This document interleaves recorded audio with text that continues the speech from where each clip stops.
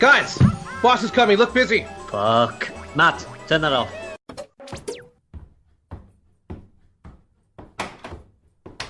We've got the latest numbers, and they're not good. Modern games just aren't resonating well with our audience. Unless it's Fortnite, the Americans don't even care. We need to appeal to a different country. Well, what about England? Japan, boys! That's where the big bucks are, where the yen is to be found. Did you know their population is 4 times the size of America? I think that's China. I've got you 4 tickets to Japan. You leave tonight. Go get 'em, lads!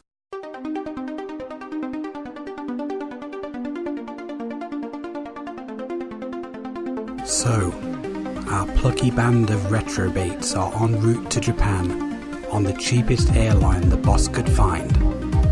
Will they be able to uncover some of the games that Japan would rather keep hidden from the West? Or will they die from too much sushi?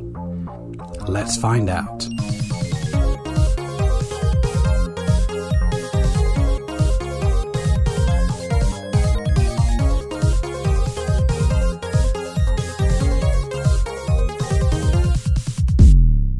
Hello everybody and welcome to version 2.0 of the Retro Odyssey Podcast. We've had a new title update and that's overhauled the whole podcast with some new features, and we've got a completely new user agreement as well that hopefully none of you will read. So I am your host as always, and I'm joined with my waifus Stephen, Ryan and Matt. Hi everyone. Hello. Hello. Hello. How are you all doing? I am awake. That's about all that can be said. I think this is the earliest I've ever been up on my day off, so Like almost 4:30 here. What are you talking about? it's before 10 here, so.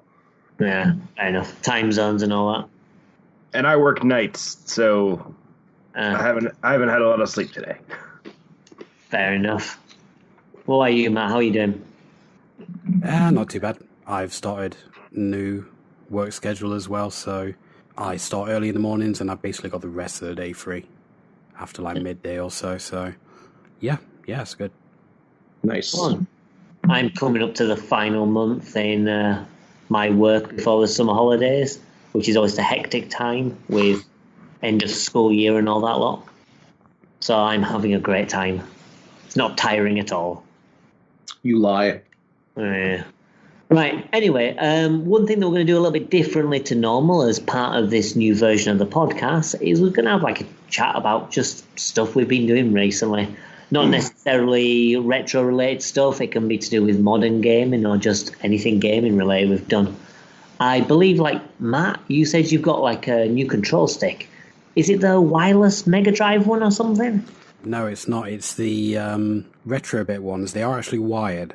I actually have 2 of them. I have a Saturn one and a Mega Drive 6-button one. And they're designed so that they look pretty much exactly like the originals.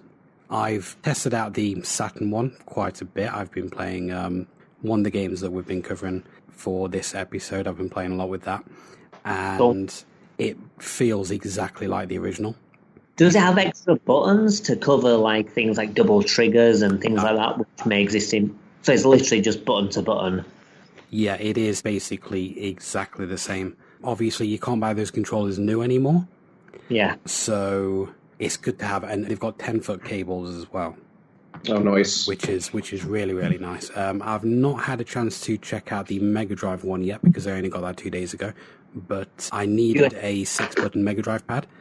And I decided, might as well get that one.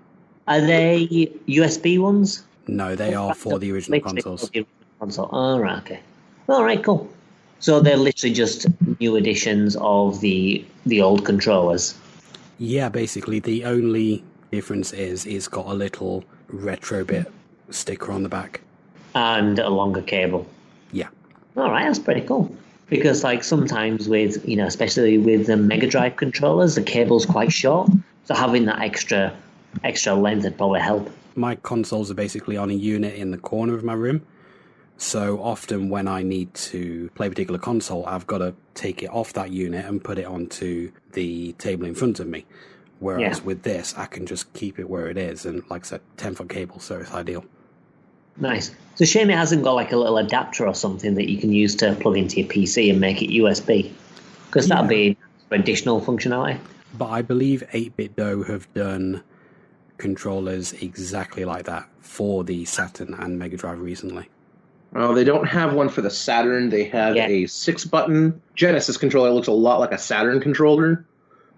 It feels absolutely amazing, and it's all Bluetooth. So if you get a USB receiver, it comes with a Genesis receiver.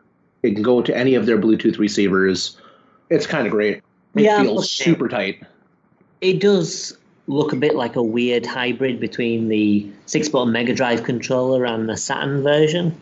It looks like it's all right. I'm not entirely sure about the button layout, to be honest. I think after having used my NES 8-Bit Do, I kind of like the 4 buttons in that square shape, and I'm kind of used to using that for my Switch games at least. That's when I'm playing this.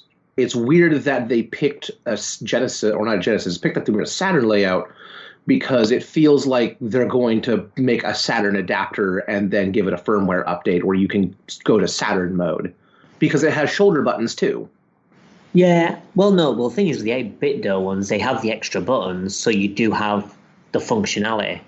I mean, obviously they're missing analog sticks, which, obviously is going to be more of an issue, but like, for example, the SNES one, they've got 2 analog sticks jumped on the bottom, and you've got the 2 sets of triggers.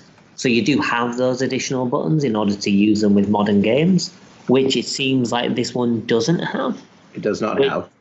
I can imagine that proves to be a bit more of an issue. I mean, obviously you've got 6 buttons on the front instead of the 4, so that would make up for... Well, that's the thing, is it also has 2 bumpers. Yeah. So that's why I'm saying it feels like they made this... So they do have, 2 bumpers on each side? Yeah, that's why I'm saying this is a Saturn controller as well. It just doesn't have any Saturn firmware. Okay, in that case, I mean, I suppose, when you click in the sticks and that counts as an extra button, those will make up for the additional 2 face buttons. So you're only missing the analog sticks, I suppose. Yep. Yeah, which I suppose depends on the game you're playing. It seems like a neat thing, but... It's also insanely comfortable. Yeah, I mean, if it's a hybrid between the Saturn and the Mega Drive one, the Saturn controller's fantastic, as, you already know. So what about anything else? I mean, obviously you've been using your controller, Matt. What games have you been playing? Just the ones for the podcast or anything else? So far, just the ones for the podcast at the minute, which I won't spoil and say what it is. I've played probably about a dozen playthroughs of this game we're going to be talking about. Wow. And that's all that I've really played with it, to be honest. And like I said, I've not tested out the Mega Drive one yet. I've heard people say that the D-pad feels a little bit stiffer. I mean, I've held it in my hands and it seems fine to me, but I'll see when I actually get around to playing it. The Mega Drive D-pads are a little loose, in my opinion. I mean, not as bad as the Master System one, which sloshes about like water. Yeah. But the Mega Drive D-pad is kind of a bit loose anyway, so having it tighter might not necessarily be that bad. So maybe it was more for, design reasons, and they thought that would work better. I don't know. But yeah, it'd be interesting to see next month how the Mega Drive one is. Yeah, definitely. I'll give it a try for next month. Yeah, presumably it'll be top quality like the Saturn one. What about any new games? Have you been playing any modern type games as well? Pretty much just Final Fantasy XIV, to be honest. I've just been mainlining that for the past 8 months, 9 months. So it's a bit of a long-term project. Oh, definitely, yeah. I mean, I cancelled my WoW subscription and I've just been fully on that. Wow. I really need to put some more time into that before the expansion comes out. Yeah, the expansion's out in a month. Yeah. So what's the average completion time then of Final Fantasy XIV? It's an MMO, so it's it's just an ongoing thing. Yeah. Ah, right, okay, so it's not a campaign. Fair enough. What about you guys on the other side of the pond?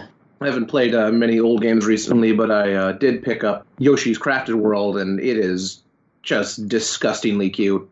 Is it fun, though? Because I played the demo, and even though it looks nice, it kind of seemed a bit bland to me. It was like it just goes through the motions and... it's not a super complicated game. It just looks really, really nice. It's kind of a nice casual romp. Yeah. Like, even, like, okay, so in Yoshi's Woolly World, the game actually started to get a bit difficult in normal mode. Like, just some of the platforming and trying to, like, if you were just trying to get through the level, it wasn't so bad. Yeah. But if you were actually trying to collect all the things, like, the game could get legitimately difficult. Yeah. And then you had, like, casual mode where you had the Super Dragon wings and you wouldn't fall down pits. And it took a lot of pressure off of those areas. Like, I'm not super far into Crafted World, but normal mode might be as easy as casual mode was. Really? It is very easy. Like, you can still die due to pitfalls, but even when you die, they just go, whoop, you're back. There's no, like, kind of penalties or anything for... I mean, the penalties for fucking up is one of the things to get a 100% on a level is to have max health. And they put in just enough health so you can maybe take one hit. Like, they have enough little Heartmans that jump around that you can pick up for health. They have just enough to max out your meter and maybe take one hit, and that's it. Yeah. So if we're going for 100%, you have to, proceed with caution. Yeah, but not that much. But not that much. But, like, bosses are fun. The environments are honestly fantastic to look at because it's all crafted stuff. Yeah. Yeah, I've seen quite a lot of videos of it. It's gorgeous to look at. Yeah. I mean, I think it looks pretty, but... I was going to say, I would maybe suggest I got it cheaper off of Amazon. They had it for $10 off, so I figured, hey, why not? Yeah. I might wait for a sale. If you can pick it up for like 30 or 40. Yeah. I think it'd be one point where maybe in the future, and I'm starting to, delve into games I might not necessarily have wanted to play immediately, right, and it's cheaper. Yeah, maybe then. Otherwise, I think I'm not that bothered by it. I wasn't impressed with the demo that much. I didn't dislike it. It just kind of felt like it was just a bit simple and kind of generic. The gimmick of being able to shoot into the foreign background is just kind of neat, but it's not like super groundbreaking. Well, that's the thing. I mean, they have the foreground and background stuff, but it doesn't really seem like it's done for anything. It's not like a neat gimmick where there's some interesting puzzles. It's just there. I mean, well, there's like some stuff where you have to put together a train in the first level. Yeah. And you have to go and zap I think you have to zap one of the items, and then you have to shoot a Shy Guy who's holding another one, and then you get it that way. Yeah. I think that was in the demo. Yeah, but there's not any, like, convoluted puzzles. Yeah. I mean, it might be all right. I'm glad you're still enjoying it, but I'm not sure if it's for me or not. I haven't been won over by it. What about you, Steve? What have you been playing recently? Basically, all I've been playing is Final Fantasy VII on Switch and Kingdom Hearts 2 Final Mix. Any good? Oh, yeah. I give Final Fantasy VII a lot of grief because, people talk about how it's the greatest game of all time, and I don't think that it is. Yeah. But it's still a very, very good game. Like, I'm not going to say it's a bad game by any stretch. Kingdom Hearts 2 is one that I will defend from everybody because it is my favorite Kingdom Hearts game and one of my favorite games ever. But Final Fantasy VII, you wouldn't defend it so much. No, because there are legitimate criticisms to be had. What they did with that at the time they were doing it was impressive. Yeah. I mean, I know you kind of like look at footage of it today and it's like, why does everyone have hammer hands? And that's like, they didn't have much option. But like the themes and stuff, like, they were talking about, climate change as an issue in the 90s, which, I mean, it's still not being addressed today. So, I guess we haven't learned anything. But Japan's been pretty on top of that sort of stuff for, the past 70 years. Yeah. Whereas you've got people like Donald Trump's, denying it even exists. Well, that's a lot of America. Shit, even Mitch McConnell and his weird turtleneck has admitted that it existed, and that mankind is influencing it and accelerating it. Like, he apparently came around and finally admitted it. Yeah. But I guess that's why they're remaking it, because, no one paid attention 20 years ago. Now it's critical point. We'd better remake Final Fantasy VII and just remind people that the climate is kind of like a decline. We need to remake Final Fantasy VII or the environment's going to get destroyed. Right. This is the only thing we can do. I have feelings about the remake. Final Fantasy saved Square Enix back in the 80s. And now it's going to save the world in 2020. Yeah. As for me, I've been playing Battle Princess Madeline. I managed to get back into it and finish it off. I stopped because it was kind of unplayable, like ages ago, because it was so obtuse and you didn't know where you were going, and just it was a bit of a mess. And then they did a massive overhaul, and they added things like waypoints, a quest guide, a map, heaven forbid. And now it's a lot of fun. You know, before, when you had no idea where you were even heading, it was a frustration. But now the patch has finally been released. I've got to the end of it and I've had a good time. It's sort of like a spiritual successor to Ghouls and Ghosts. So if you enjoy those games, it's sort of like that, but nowhere near as difficult. It's a neat little game. I'd probably say it's not worth the price it goes for, but if you see it on a sale like, 15-20% off, I'd say it's definitely worthwhile. That's the one that we did a giveaway for a few months back, isn't it? Yeah, and like at that point, I think they hadn't released the Switch update, because I had it on the Switch, and then I had the codes for the PC version, so obviously those were extra, and I gave those away. But yeah, it's still a pretty decent game, so I'd say that if you like Ghouls and Ghosts, it's, obviously there's nothing really similar these days apart from Battle Princess Madeline, and it is a pretty solid game and a pretty decent game.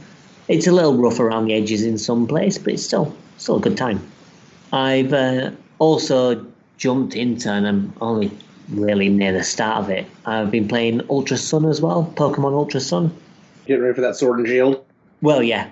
I've not actually played Sun and Moon or Ultra Sun and Ultra Moon, so I thought jump in, because Ultra Sun, Ultra Moon is basically like you remember how they used to do the third editions, like Yellow and Crystal and Platinum and all that lot? Mm-hmm. Ultra Sun, Ultra Moon is basically that version where things are just fixed and they've added more stuff. Apart from they released like 2 different versions, so instead of having 2 and the updated version, there's 2 and 2 updated versions for fucking reasons. Well, it's like as far as I can tell, it's like black and white, because in black and white you had was it Kyurem and Reshiram? Yeah, as legendary, and then they did Black 2 and White 2, and Black and White 2 are sequels. This isn't a sequel; it's the same game. It's just more stuff, and they fix some stuff. But so, what he's saying is with the legendaries, where you had the mascot legendaries, and then they fused with the third legendary, and then you see the same thing with Sun and Moon. Yeah, they repeated that concept. Okay. I've not got to the end of it. I've just done the fire trials, so I'm not that far ahead. Yeah, they threw in the third legendary, and they do a weird fusion thing. Right, okay. Yeah, I didn't realize that. I thought you meant they're like a sequel, like Black and White 2. No, okay. Not quite. Okay, fair enough.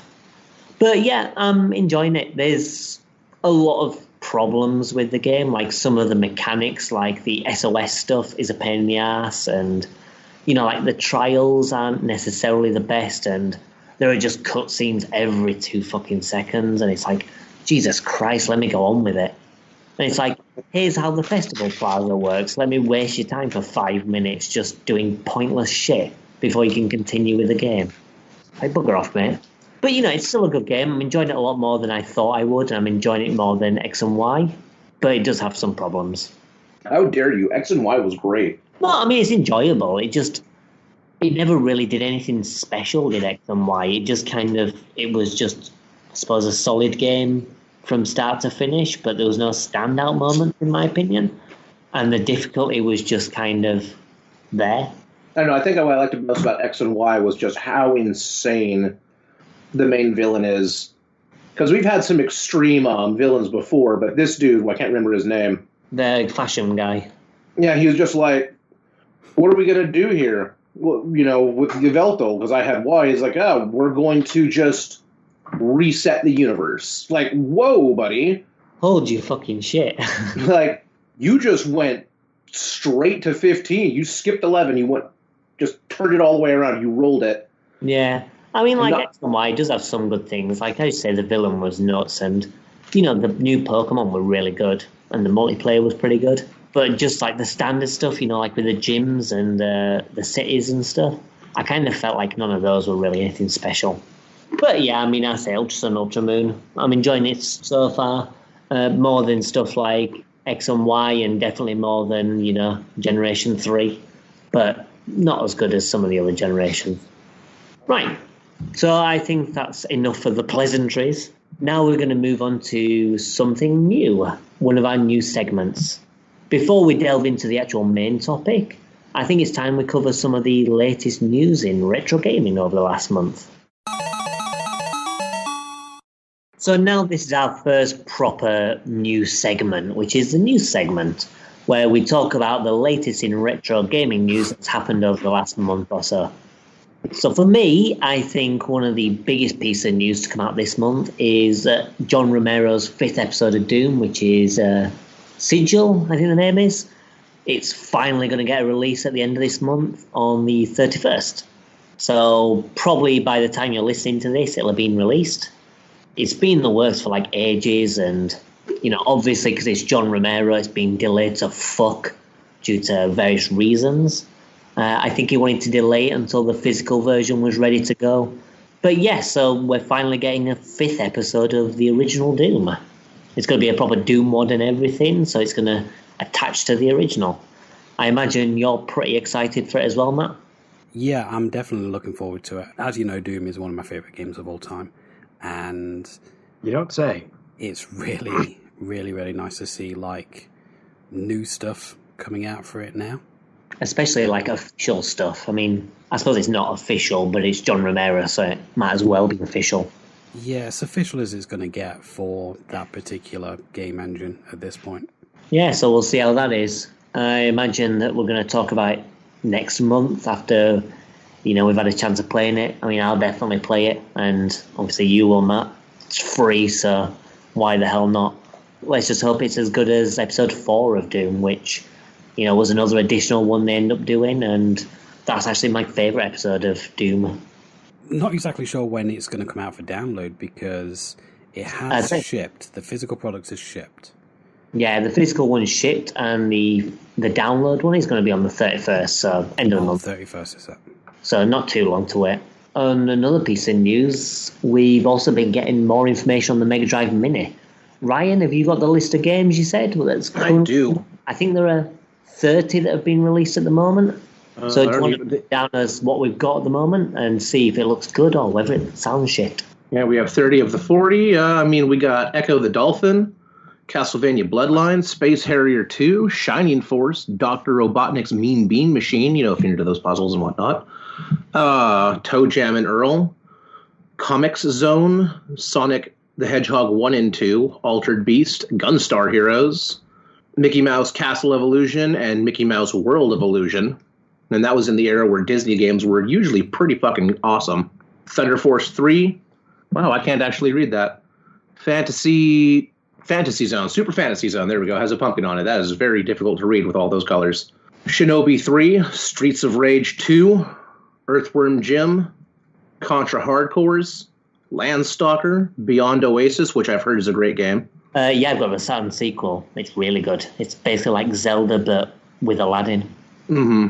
Ghouls and Ghosts, Alex Kidd and the Enchanted Castle, Golden Axe, Phantasy Star 4, Street Fighter 2 Special Champion Edition, which I have a comment about that in a second, Mega Man The Wily Wars, which is kind of a big deal because as just Mega Man has, that game happened and sort of disappeared, and it's really just a compilation of Mega Man 1 through 3. I think you own a copy of it, don't you, Adam?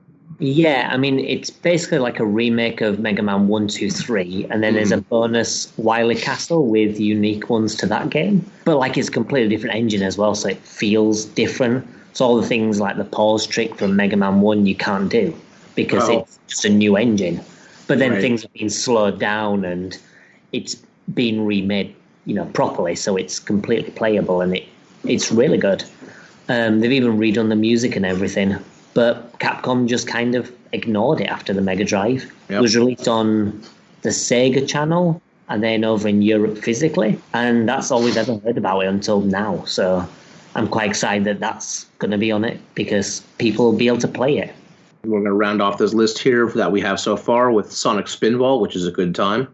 Vector Man, which I'm excited about because Vector Man's kick-ass.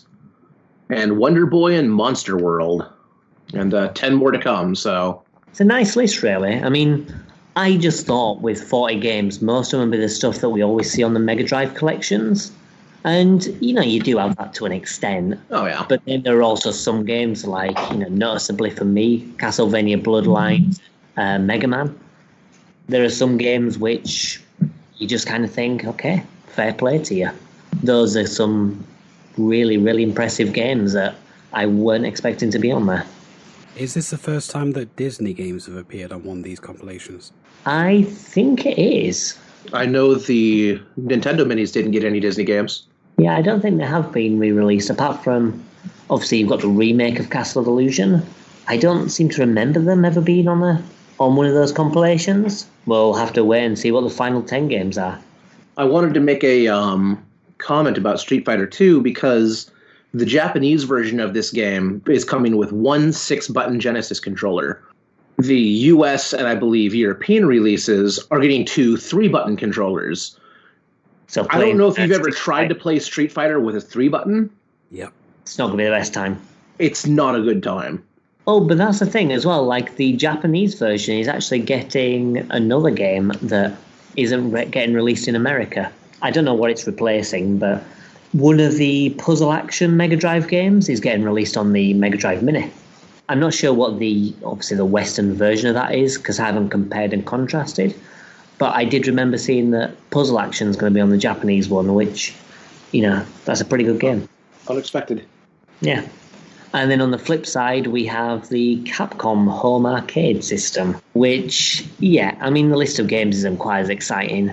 You've got some games on there which, are pretty impressive. You've got Alien vs. Predator, which is the first re-release of the arcade title, so obviously that's quite good. Same with Mega Man The Power Battle, which obviously is a good game as well. You got other classic games like Darkstalkers, Street Fighter 2 Hyper Fighting, because, you've always got to have a Street Fighter game on one of these things. Every time. Exactly. Street Fighter 2 Turbo. Again. Oh, no, Super Puzzle Fighter 2 Turbo, rather. Strider. And then you've got stuff like Pro Gear, Giga Wing, Ghouls and Ghosts, Final Fight, Eco Fighters, Cyberbots, Full Metal Madness, Captain Commando, Capcom Sports Club, Armored Warriors, and 1944 Loop Master. So yeah, it's a bit more of a mixed bag, I feel. There's some good titles on there, but the kicker is the price and the fact that you've got to play on this big fucking ugly arcade stick with see-through buttons. I was about to say, the biggest problem with it is that the buttons are see-through, or they're painted up to look like the deck, so you can't see your goddamn buttons. Yeah, so good luck playing a multiplayer game when you're frantically trying to do combos and not being able to see where the fucking buttons are. Just, what the hell were you thinking? I suppose they probably wanted to cash in on the craze of these mini systems and these plug-and-play devices. I imagine they'll probably sell some units, but it's quite pricey from what I believe. I'm wanting to say it's like 200 or something. 260 USD, and that is just like, I'm hoping that it's at least, like, the buttons are at least, all standard sized and high quality components so you can switch shit out if you want. Yeah.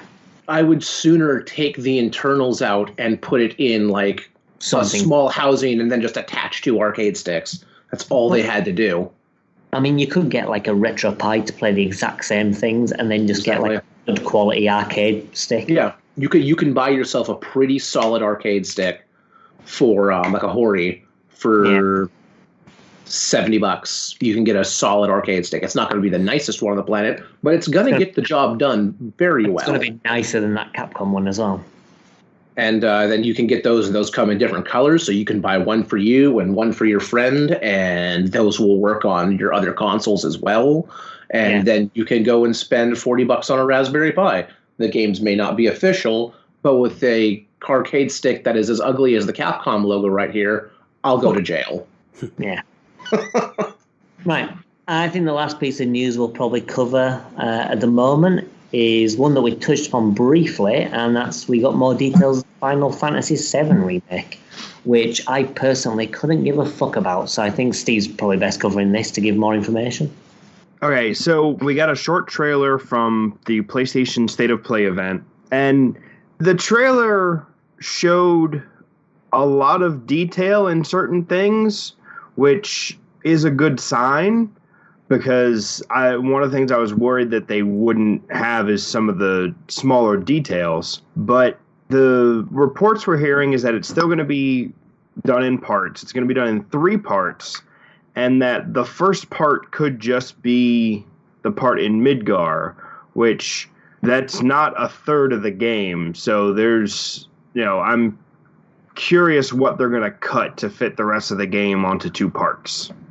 I have mixed feelings because I don't know that I trust modern Square Enix to do this story properly, but it looks like they're trying.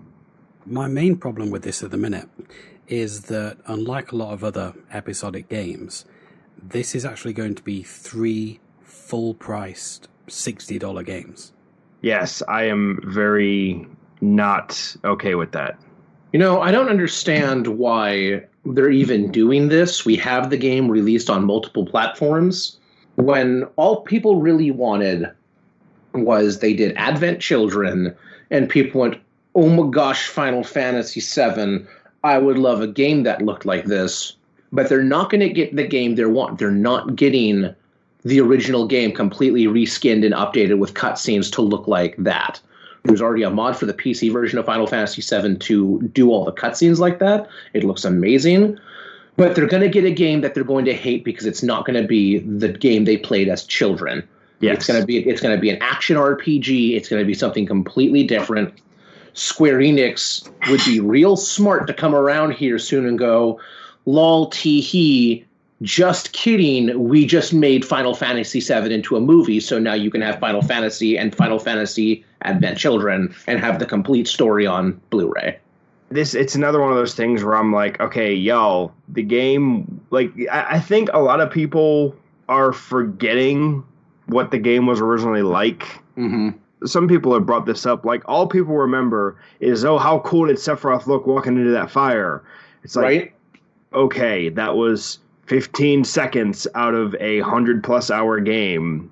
Well, and the cutscenes were pretty, and the actual animated cutscenes were pretty clean for the PlayStation. Yes. So you had that going for it. You had to have a sprawling story, a cinematic game, but it was just, I'll take a lot of flack for it gladly. Final Fantasy VII did not age well. Or rather, it did not age as well as it should have. Its visuals did not. I think the story still holds up. The story's fine, but when you take a game that released around the same time, Final Fantasy VIII aged better. Final Fantasy VI aged way better.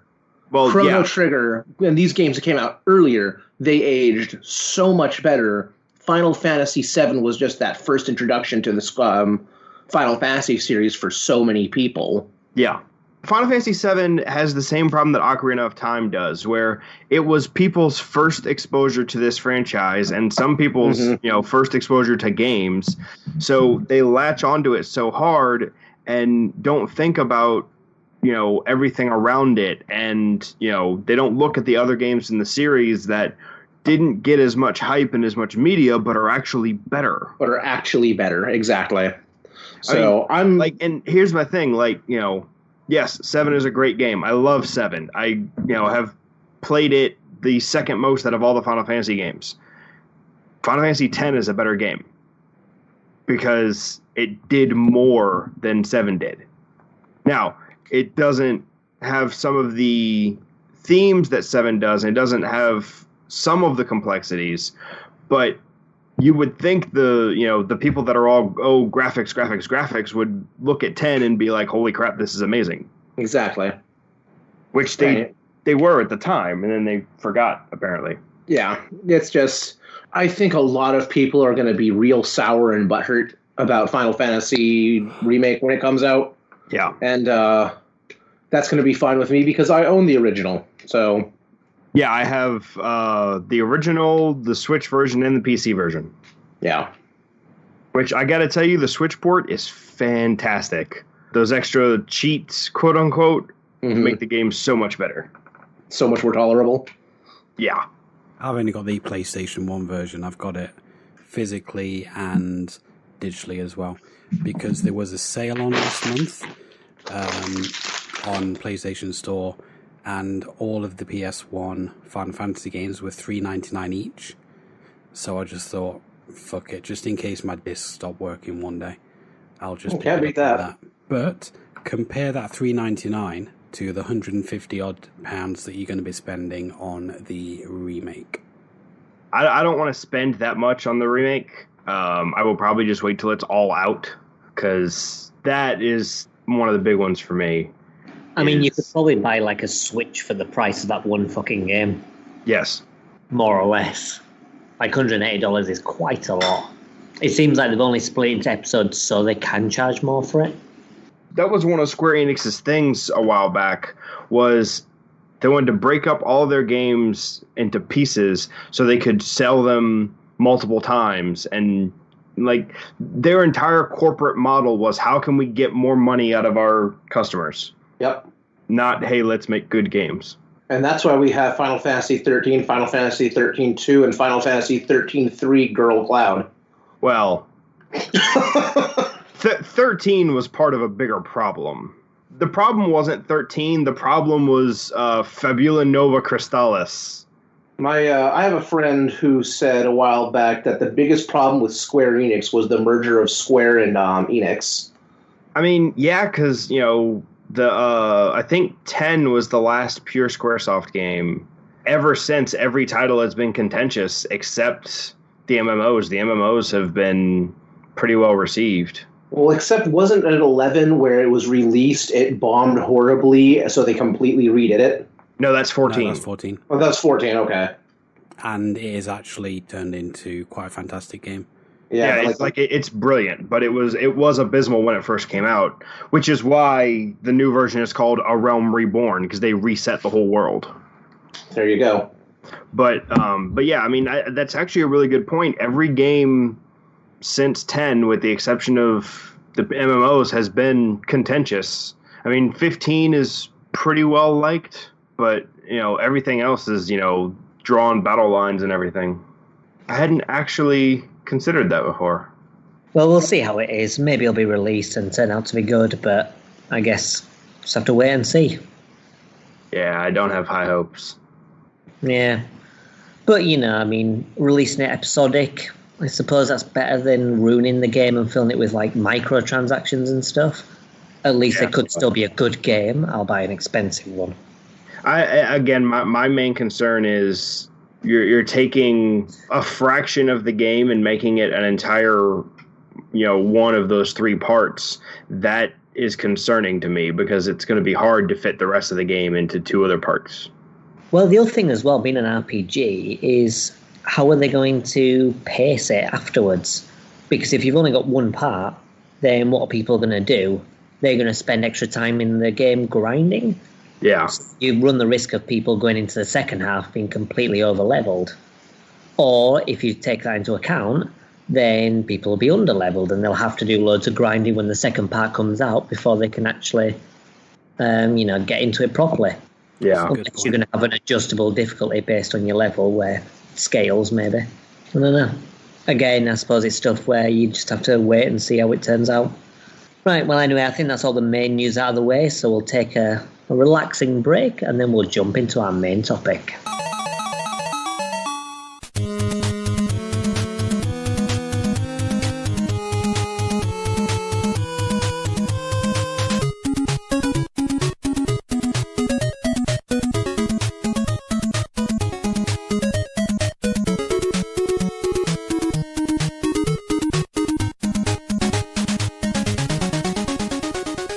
Okay, well, I hope you enjoyed that excellent piece of music that we had over the interlude, and that'll bring us nicely into our main topic for the month, which is games that were exclusive to Japan. So our main topics from now on will be different to previous episodes.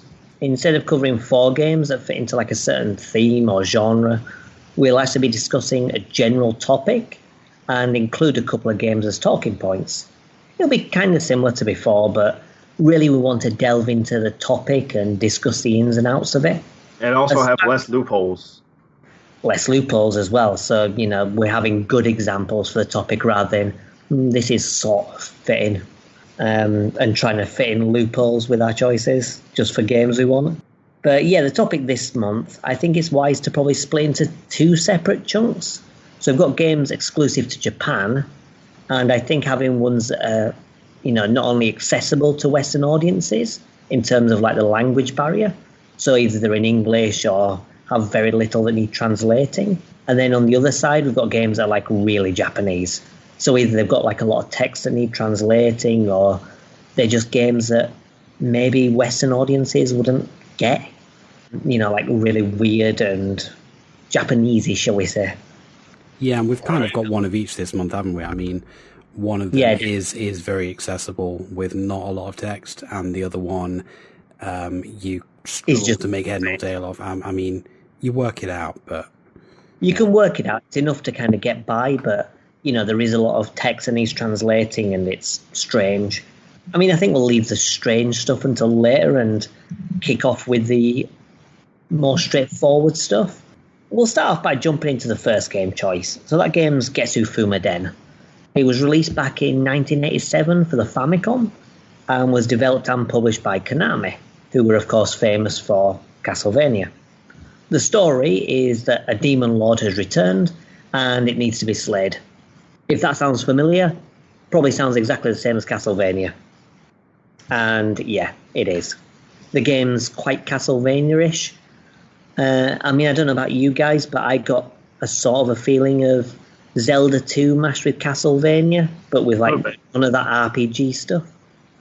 I mostly just went, oh, it's Castlevania. Yeah. Yeah.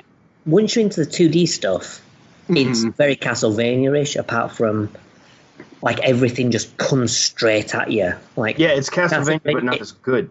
Yeah, basically. It does have that kind of Castlevania design, but everything just comes at you in waves and you don't really have much chance to deal with it. But it's that kind of style.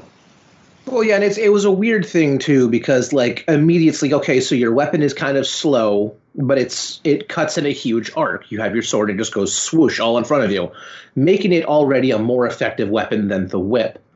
And in Castlevania. And hit at the same time. Yeah, you can do it's a better combat than Castlevania.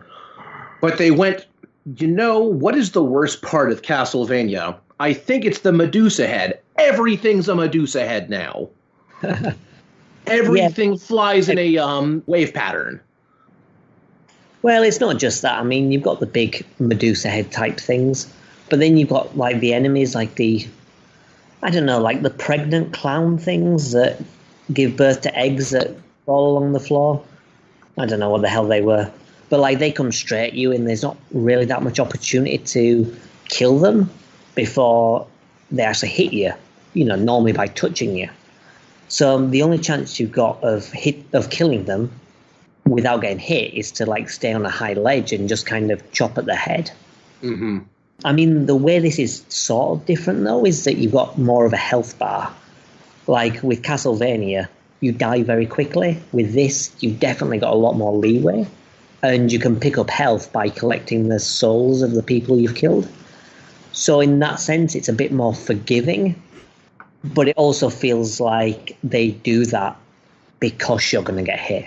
It sort of feels like they've just put it in there just to make the game playable. Right. I did take notice immediately of a couple things, and that is sound effects primarily. And I recognized a handful of those sound effects from TMNT, including the pause screen. I don't really remember TMNT. I didn't notice that. I blocked that map from my memory, but the when you hit pause, it has the same little pause chime from TMNT, and there's just a lot of like the attack sound effects are the same. Yeah, and it makes sense because they're Ultra is Konami, so they probably just reused a lot of kind of assets and a lot of ideas. I say the game itself feels a bit Castlevania. They use the sound effects from TMNT. So they've probably just borrowed from other resources that they have at their disposal. And it's funny, like a game like this, it makes me wonder, why wasn't this ported to the US? Why didn't it ever get out of Japan? I mean, it feels very Castlevania-ish, which obviously was big in the West too. So that surprises me, because not only did it get released in Japan for the Famicom. It did get a re-release on the Wii, the Wii U, and the 3DS on the eShops. But all of those have been Japanese exclusives. Right. I mean, it's not like there's much to translate in the game, apart from like the opening dialogue and the shop. Like the rest of it is, you don't need to translate really. I mean, there's just bits and pieces. I don't think it would be a particular big thing to do. Right. And they could say, hey, look, here's this game which is very much in the style of a Castlevania type thing, and it's never been released outside of Japan. Here it is. Buy it. But they've never really done it. Personally, I don't think the game's very good, so that might be one of the reasons why it hasn't really had a broader appeal. But that's the thing, though. I mean, they have re-released it on the virtual consoles, which obviously they don't do with all their games. They've done that with like Castlevania, and they've done it with Getsu Fumaden and some of their other, properties. But it's not like they release just all their shit when it comes to the eShop.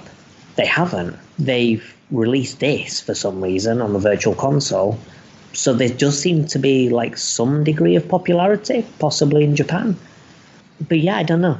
Because if it was just shit and no one wanted it, they wouldn't re-release it 3 times. Right. Yeah, I guess. And I don't think it is a bad game. I think it's definitely rough around the edges and it doesn't feel as good as Castlevania, and it's definitely got problems. But I still think it's a reasonably enjoyable game. I mean, like, for me, the music is really, really good. It is quite enjoyable. Yeah, like the music's really good. I mean, the game itself has a lot of big problems, but I wouldn't call it a bad game by any stretch of the imagination. Yeah, it's not that it's an objectively bad game. It's that we have much better examples of what it was doing. I think it's because it evokes a feeling of Castlevania, and it's nowhere near as good as Castlevania. Yeah. No, I mean, the thing is with Castlevania, it's like you're going through a level. If you get hit by an enemy, it's your fault. Because the controls are tight, they're responsive. In Getsu Fumaden, if you get hit by an enemy, 50 out of 50, it's going to be the game's fault.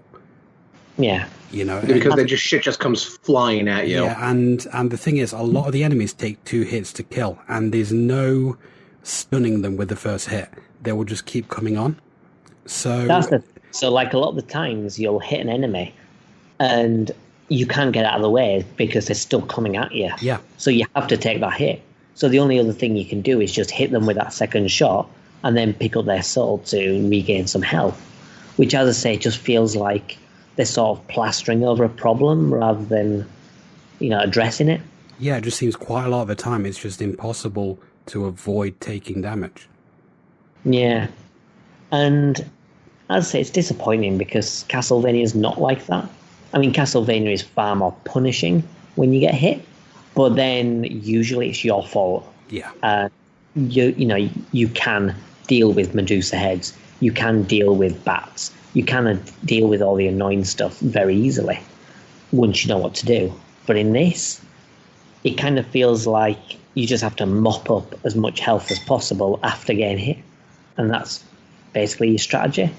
I'm curious if another reason it didn't really make it over here is because it appears to be rooted a bit more in Japanese mythology. That is a very possible reason. There's a lot of times those games don't transfer. And so even if they translate it, there'd be a lot of stuff that would just be kind of, people would go, huh?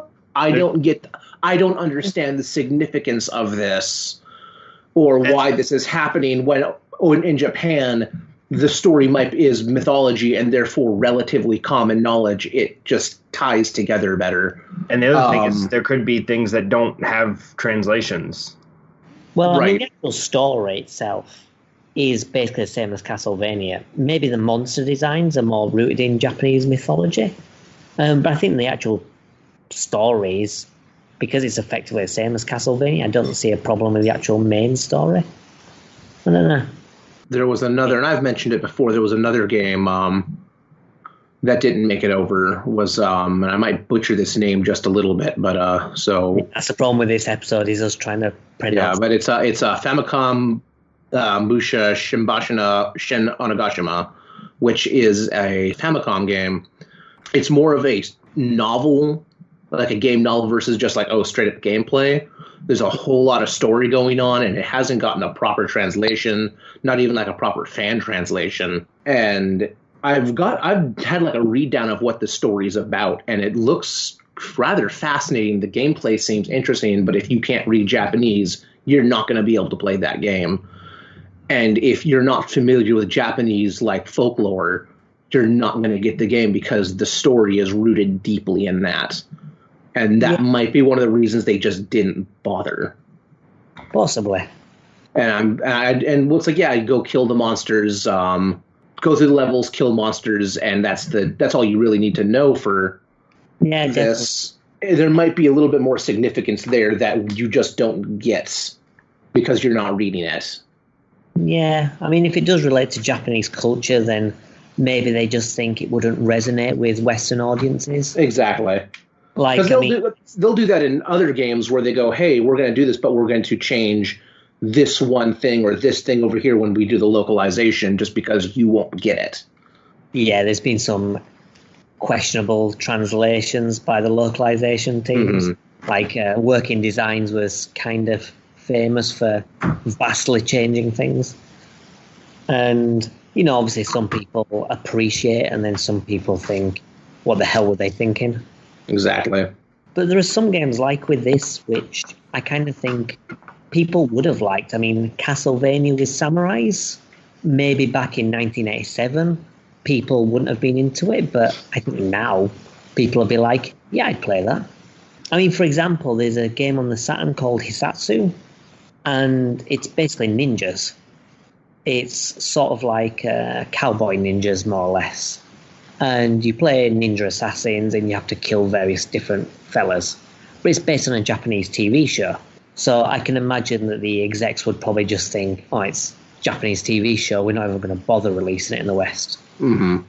But then again, obviously the Saturn had different problems with the American market, so there could very well be other issues in that. Right. With that particular game, I'd love it if they brought it over here. I mean, just for the music alone, the music in that game is just awesome. Yeah, I mean, like the actual cutscenes and stuff, there's like a tiny cutscene at the beginning of each level, and that's got Japanese written text. There's no voices, and everything else is just in English, so they wouldn't necessarily even have to do that much work in order to do a port. I'm not sure who makes that game, so I'm not sure if they're around to be able to do a port, but yeah, I mean, having a modern version of that or a re-release would be kind of cool. But then you've got stuff like, I mean, have you heard of Densha de Go? Or it rings a bell. They've released a game more or less on every console in existence, apart from the Switch and probably the more modern consoles. But it's like an arcade Japanese train simulator. And because it's an arcade game, it's fun, it's easy to pick up. But yeah, you can just imagine like the execs thinking people aren't going to want to play it. But I don't think they would necessarily have to change that much. I mean, it's a train thing, so just change the name of the train stations to something generic. And I think people would want to play it 'cause it's just an arcade experience. But I think I saw it. Didn't you do a video on it at some point? Yeah, it's been in one of my videos. And like they release controllers and stuff for it. So you've got like this, train controller type thing, pulling on the brakes and stuff. And, it's really fun. I mean, there are some things that are a bit more difficult to get with regards to, signals and stuff like that on the train lines. But, I mean, it's an arcade game, so it's relatively easy to get to grips with and deal with it. But, yeah, I mean, can you think of any other games that you think are pretty straightforward but never got a re-release? I mean, obviously you've got complicated stuff like, RPGs maybe, they're a bit more text-heavy. But what about any other games where you think they could have just released it with little effort? Well, you have weird stuff like Doki Doki Panic, which isn't a particularly good game, but... Hey, you watch your mouth. It's just weird that when bringing it over to the West, they decided to change it into Super Mario Brothers 2. Well, I'm glad you brought it up because I was going to mention it. The reason Doki Doki Panic didn't make it until it was reskinned as Mario 2 or into a Mario game, was there were some rights issues I learned. Because it was based off of a TV something rather. The game was basically pushed to market. It was a marketing tool for this like yearly TV event they were doing, and they weren't able to, like, the game came out and they weren't able to basically secure licensing after that, but they wanted to make a Mario game. So they're like, hey, Nintendo made this. Let's just reskin all the assets, or most of them. So it's basically like the opposite of Die Hard Arcade, where instead of not wanting to use the license, they'd use the license after for the West and just stuck Die Hard on it. Yeah, basically. I mean, instead they went, oh, we're not going to use this, so let's just put Mario on it that everyone can be familiar with. Yeah. They're also the thing where they thought the actual Mario 2 was too hard for us. Which, I'm sorry, like, Lost Levels gets really hard. There are some just wicked hard jumps. But some of the levels in Super Mario Bros., like our Super Mario Bros. 2, are a lot harder. Yeah. But it's kind of weird because there are a lot of games where they are pretty hard anyway, and they still get, they still see it through to the West with no problems. But then, obviously, like, as you say, the original Super Mario Bros. 2, they thought, too hard, we'll just release something else. Well, and I think that is more a result of the time period, because we had just gotten video games back up and running in the West. Yeah. I think obviously as time went on, that wasn't a factor because they realized, hey, there's, the Americans aren't that dumb. Yeah.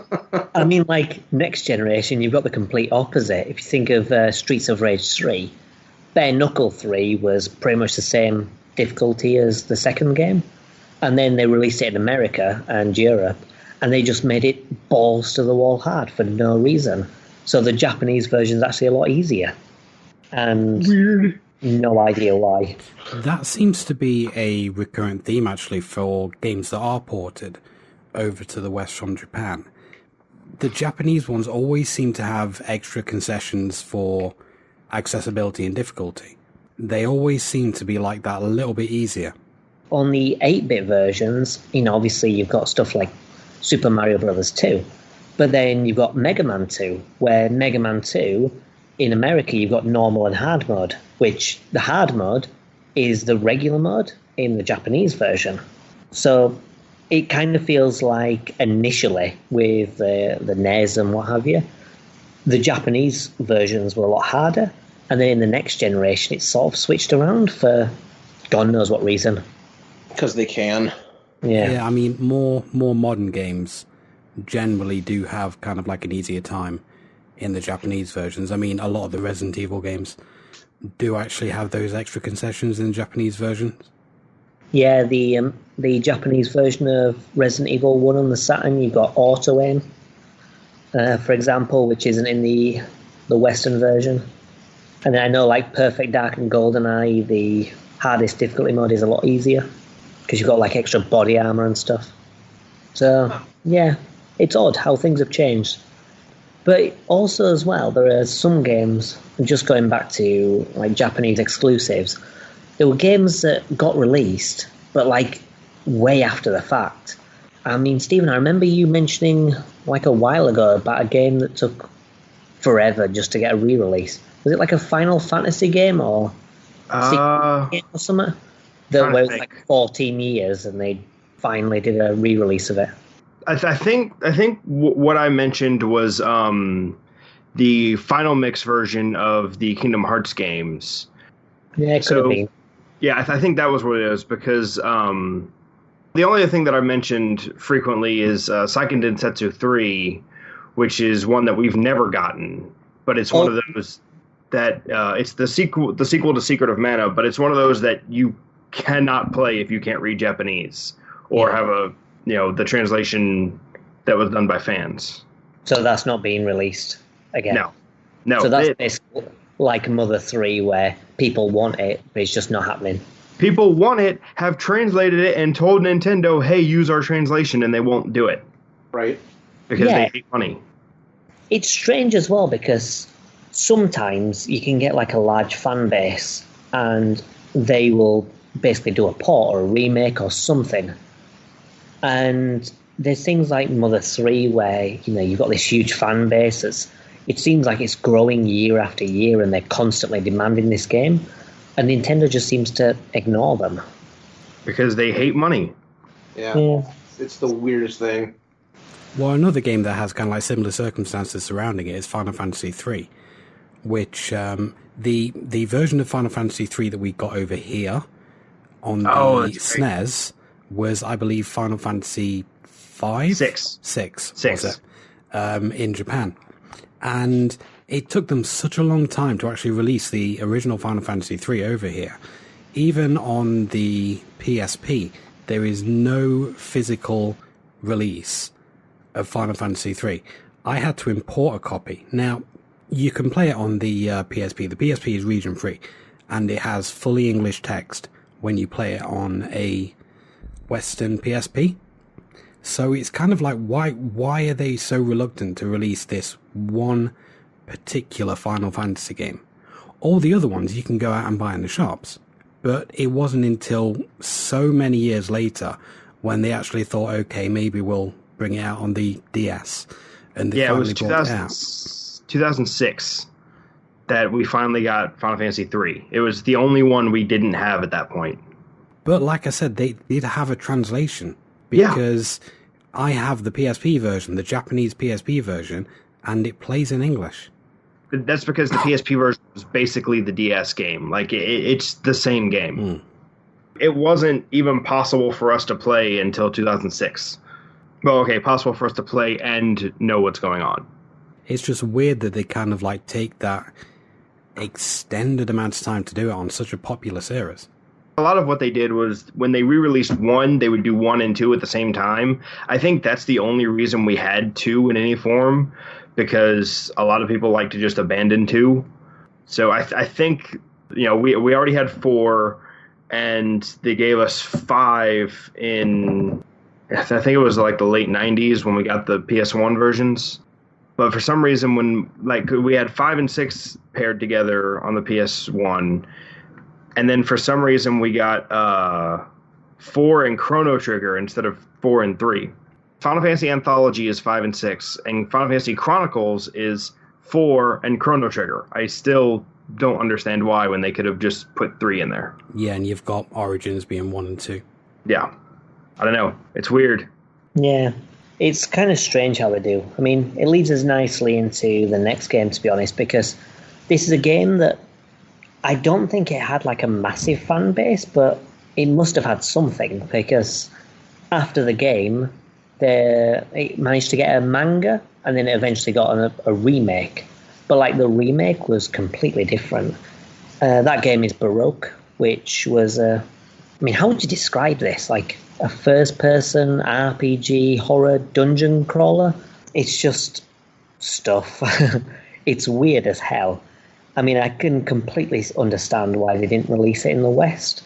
I mean, obviously with the Saturn, you've got the Western market, so, that's understandable where it is. But you'd have thought, PS1, it could still have been a possibility, but obviously they didn't because it was weird as hell. But they did eventually release it in the West.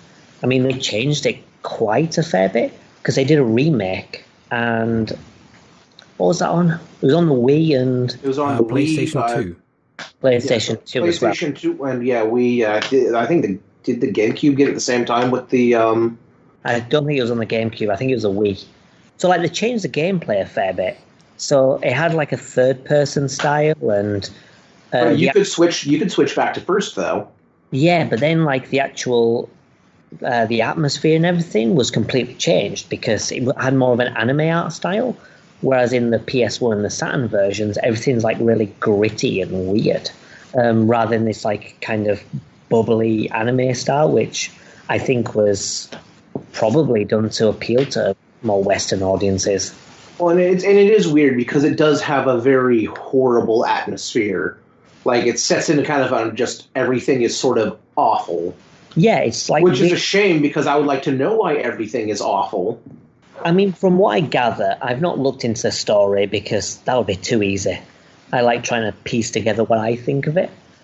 but it seems like it's some kind of purgatory or something, or some kind of hell maybe, because you get dumped into this world and there's sort of angelic looking figures outside this tower, and then you enter the tower and you have to fight your way through it. And then when you die, there's a cutscene that happens and it shows you sort of getting rejuvenated, and then you get dumped to the bottom again. So it feels like this sort of cyclical story where maybe you're undergoing some kind of punishment or something. So it seems like a kind of a hellish landscape. Oh, yeah, it is fair. You forgot in your genre list that it is also a roguelike. Yeah, definitely, because it's got procedural generation, so like every time you play it's different. I mean, it's not vastly different, because it kind of looks sort of similar, but like the layout of everything is different, and the items and weapons you pick up. The story, I reckon, is completely incomprehensible. It's all in Japanese, got no idea what they're saying. Yeah, it's all in Japanese, so it's kind of hard to pick up because it's such a weird game anyway, so you've not really got that help. And you're picking up these items, and there are some kind of clues, like weapons have got a sword symbol next to it, and you've got like a number representing the power. Yeah, as I say, thank God for the occasional like defense, like the DEF2 and ATK and stuff, and like your standard, those being in English, because like otherwise I would have been. I didn't play very much, but mostly because I couldn't understand what the hell was going on. But it would have been almost completely unplayable if I didn't know what I was looking at. I would have had to punch everything to death. Definitely. I mean, like, there are little armor symbols next to, like, clothes and stuff you can use. And you've got the stats of it, which, again, helps a little. But then other stuff, apart from stuff that says, like, plus vitality, which I assume is, like, healing stuff, other stuff, you press it and maybe something noticeable happens. Like, there's one that came up with, like, these green lines in a cross, and it looked like, you know, the start of RoboCop where they're tightening the visor scans? It looked like that. And I had absolutely no idea what it did. I just know it did it. So, you know, maybe it's something that you can find, you know, in a guide somewhere maybe for the remake. But there are just like a lot of items and you just have no clue what they do. So aside from like armor and weapons, you're pretty much left on your own. I mean, personally, I think it adds to the horror atmosphere because you're sort of wandering around without knowing what's happening in this strange world. So I do think it adds to the horror atmosphere, but... Accidental enhancement. Well, yeah, but it makes it bastard hard. I did go and flip through a little bit of gameplay of the Wii version, or one of them, and where it was all in third person, and yeah, it does, everything's a little bit more not as horrible. But some of the characters, some of the NPCs are still just awful. Yeah. But the biggest difference between the two that I can tell, because even the remake versions even use a lot of the same sound effects, like the attack and walking sound effects are all the same. They just ported them right over. And the world doesn't look terribly different either. It's a little bit more crisp. Those monsters with the big titties. I didn't see that part. Because like one of the first monsters that at least I saw during my playthroughs were these big green mutant fat ladies with the boobies hanging out. Yeah, and they poison you, don't you? Yeah, so that's certainly interesting. And I ran into flying fish. I can't imagine that on the Wii for some reason. I can't imagine Nintendo allowing it. But one of the biggest differences right out the gate was the music. They redid the soundtrack. Yeah, because there's not really much of a soundtrack on the Saturn version. It's more atmospheric. I don't know about the Saturn. I was emulating on PlayStation. Yeah, I think they're both the same, the PS1 and the Saturn version. I believe they are, but there is, like, the soundtrack is not super, it's not like this big thing, but it's there and it's very... Yeah, so I think it's more to do with the atmosphere, so you can sort of hear it in the background, just giving... Yeah, it's very, very good, though. Yeah, definitely. And in the remake, it's different and it's bad. Yeah. It ruins the atmosphere because they tried to make it a bit more upbeat, and it just falls flat. Yeah, that's very strange because, as you say, the music in the original one was pretty good. Yeah, it really kind of helps with that atmosphere. I mean, this game for me is probably one of the most atmospheric games that I've played, honestly. Just down to that kind of like silence that you have, or really, really quiet atmospheric noise as you're going around. As you said, there is music, but it's slight. Very understated. Yeah, it's understated, and you're going around these dark rooms, and like you enter a room, you can't see the other side of the room because it's in shadow. It's only as you go forward that it kind of like lights up a bit, so you don't really know what you're going into. And you have all these really strange enemies, and occasionally you'll walk into a room and you'll see like, there'll be like, I'm assuming it's some kind of ghost, and it'll either rush towards you or just move backwards and fade into the wall. And it's a really kind of like, what the fuck is going on?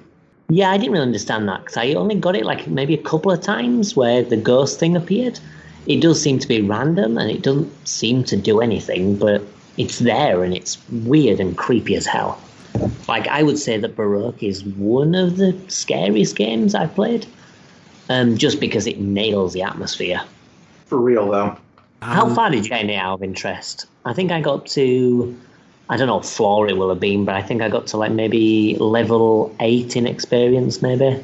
I think 8 is about where I got to in terms of level, because I did play about a dozen or so runs of it, but I died like quite a few times as well. Just trying to go through that menu and try and find like which one of these is going to give me more vitality, because your health will regen, but you can't stick around waiting for your health to regen because your vitality goes down. So you kind of like have that dual balancing act there. But I did play quite a few runs, and I think my longest one was probably about 20, maybe 30 minutes. Yeah, it's one of those games where if you're not expecting to get far or to complete it, it's a nice one to dip into for like a brief run. As you say, 20 or 30 minutes maybe tops, and you'll have a good horror experience. And if you treat it more like of an arcade thing where you're just trying to do better each time, I think that's probably the best way to play it without knowing what the fuck's going on. And just thinking, to level 8 this time, I got to level 10 next time, da-da-da. I think I got to level 4, and I think I might have hit like the third level, like the third floor of the tower. For me, one of the hardest parts was finding a weapon at the start. Right. Because it took me a while to cotton on that you actually have to stay next to that guy until he's finished, like, I think it's 2 cycles of dialogue. Yeah, before and then it gives you a gun. Yeah, because normally you just stand next to an enemy, and not next to an enemy, next to an NPC, and the talking will happen automatically. So I was just like, okay, let's just walk past this guy. He's got something to say, and I didn't realize that he would keep on talking and then give me the gun. So like the first time I played it, I wandered into the tower, and I didn't have a weapon. I was like, okay, I'm going to die very quickly because I couldn't find a weapon, and it was like, okay, this run's ended. But even with that gun, it only gives you 5 bullets. So you kind of like want to... Well, no, the sword's behind him. So once you finish speaking to him, he'll give you the gun, but then you have the sword behind him as well. So you do have access to like something to slash and some kind of weapon. Oh, I didn't get the sword outside. I got the sword inside. Yeah, there's a weapon right behind him. So as soon as you finish speaking, he'll let you pass and you can pick it up, then equip it. Like I used that sword for most of it until I found like something that was a little bit stronger. There's another NPC in that first area as well, guarding another portal, and it seems that his portal goes down in the tower while the other one goes up. It kind of seems like you can go both ways. I'm not entirely sure. Yeah, I think... Well, the way I did it was going down, so it was like BF1, BF2, BF3, BF4. I didn't realise there was another portal. You've got the angel just to the right of the path you go up to get into the tower. If you go further right from the angel, there's another guy with another portal. Maybe they actually go to the same place and it was just a random generation that was giving me different results. Yeah, possibly. I'm not sure. Well, either way, I mean, I don't think it makes that much difference whether you're going up or down. I imagine it still feels pretty similar. I just wonder if, once you reach like a certain checkpoint, because I know that there are like chunks and the game will like save after, like a big chunk, like I think it's like 10 floors or something maybe, and it'll go on to the next part. I'm not sure whether that next part has a different aesthetic or whether it still has that kind of mechanical type look. Yeah, I'm not sure. I didn't go further than that. Yeah, I don't think I'll get that far. I think when I got to level 8, it was maybe the 5th floor or something. So, yeah, I don't think I'll ever get that far. I'm just happy to get as far as I got. I have to say, it doesn't seem to be without its bugs, though. There are more than a couple times where going through some of the menus, you'll select something and it will just basically stop the game. I mean, the music will still be going on in the background, but you won't be able to do anything with the controller or the menu or anything. It will just stop you from pressing anything, and it will just hang there. I had that happen a few times. And because I can't read the menu text, I don't know exactly what it is that I did. Maybe it's like a pause button or something you press during the menu. Maybe there's something that happens during the menu and you hit something. Don't think I've ever had that, but yeah, I don't know. Not that I remember anyway. Maybe it's an issue with your CD. Maybe it's a button function during the menu. I don't know. That's the problem with these games when you don't really understand what's going on. It can be difficult because there's no fan translation either. So, I mean, the remake's probably the closest thing you've got. But then it's comparing like the items and stuff and weapons. You can't really do that with a remake because the names are so different. Yeah. And they look different. But for the most part, you can work stuff out. You can work enough out to be able to get a good idea of what's going on. Yeah, definitely. I mean, can you think of any other games that are like really weird and stuff, and that's probably why we didn't see it? I mean, I can think of stuff like maybe Pulley Ruler, which maybe got like a release in the arcades or something. But it's a beat 'em up and you control a kid with a wand, and there's just like weird stuff going on. Most major horror franchises did release in the West as well. Yeah. Oh, apart from, there was I can't remember the name of it. There was a NES game that was a horror game, which people say is fantastic. Oh, you're talking about Sweet Home? Sweet Home, that's the one. That was like the precursor to Resident Evil. People talk about it all the time and say, oh, it's fantastic. And I don't believe that ever got released in the West, did it? No, it didn't. There are fan translations, though. You can get a fan-translated ROM of that. That's cool. I might load onto my my Retro Pi and play at some point. I'd never even heard of it until one of you guys mentioned it. Yeah, I only heard about it like randomly. Someone just mentioned it. It could have been on the Retro Game Squad podcast or somewhere like there where I overheard it. But it was just an offhand comment. Yeah, I did touch on it briefly when I spoke about Resident Evil last year. But it is basically a mansion exploration thing, and you have a team of people and you can choose which character to control, and you can move about to kind of like different areas of this mansion. You don't have to stay together, you can split up and you choose which character to control, and it's an interesting little game. You can kind of see how Resident Evil was kind of born from that idea. Okay, so there's one game I can think that was just way too weird. I'm really sad it didn't make it to the US. And if it did make it to the US, then I don't know where or when, but it's called Ski Jump Pair Reloaded. Ski Jump what reloaded? Ski Jump Pair Reloaded. Like, pear is in the fruit or pear is in two items? As a pair is in two. Okay. And I guess it started off as a pachinko machine thing, but it got ported to a proper game on PlayStation 2 and I think PSP. And it's a ski jumping game, and I can't explain it because it's two people on skis, and you do tricks happen and stuff, and I've only watched the game be played, and it's the most ridiculous thing I've ever seen. Like, one of the jumps is there's 3 people on this huge set of skis, and it's 2 people and then a little person, and they're going down the ski slope, and the dude on the back grabs the little person, hops off the skis and starts running behind, throws the little guy like a football, to which the person who is now in midair, catches the little person, lands, and then spikes him in the snow.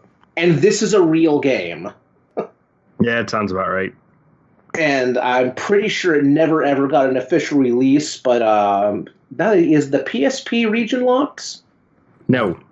Well, then if you have a PSP, you can get it on that. But as far as I know, it was only released in Japan. One that wasn't released for a while, but we did eventually get, was the first Mother game. I mean, we didn't see that until a couple of years ago. Because what they did, they released Earthbound, and then people were scrambling for Mother, and they did... What did the fan translation call it? It was like... The fan translation was Earthbound 0. I mean, that's a good thing, really, is that some of these games are exclusive. They do find eventual release. I mean, I just say with like the Mother games, they eventually got a release. Another title as well, Sin and Punishment for the N64, was something that people were after for ages. And then it got a Wii re-release, I think. Yeah. So, you do kind of get these releases far after the fact. Final Fantasy III is another example. So, I mean, they're not out of the question, no matter how old they are. As long as the company still exists, there's still a possibility we might get it. Yeah, so give us Seiken Densetsu 3, Square. Yeah, could happen.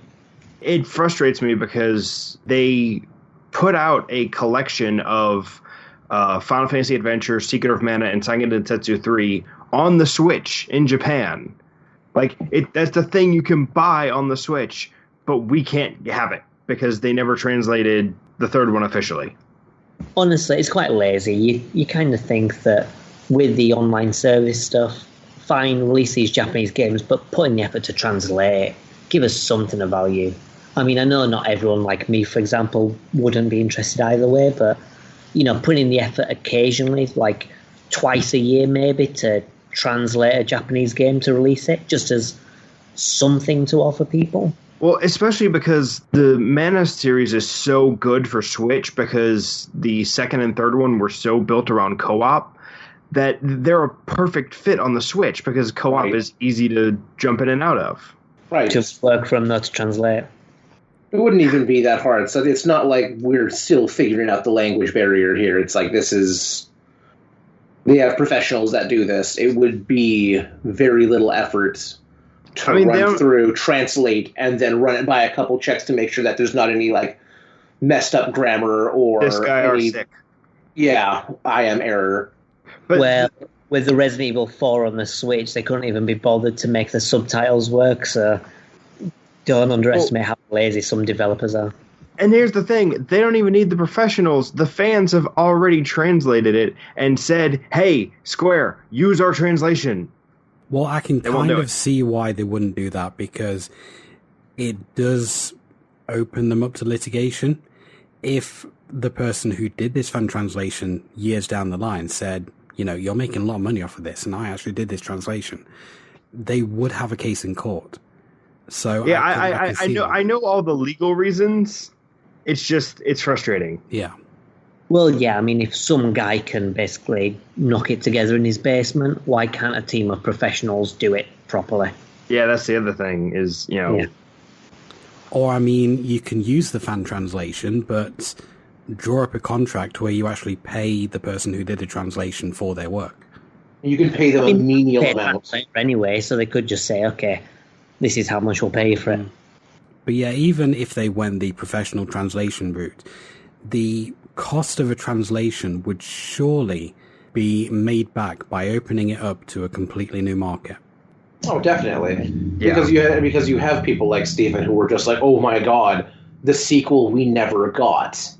And you'd be able to charge a fair amount of money for it, and people will still probably get it anyway. Mm-hmm. And Secret of Mana has a pretty big cult following. It's not a super duper great game in my opinion, but it's not without merit. I'm not saying it's a bad game, and there are people who absolutely love it. Yeah. I also think would just shit themselves if they got the sequel.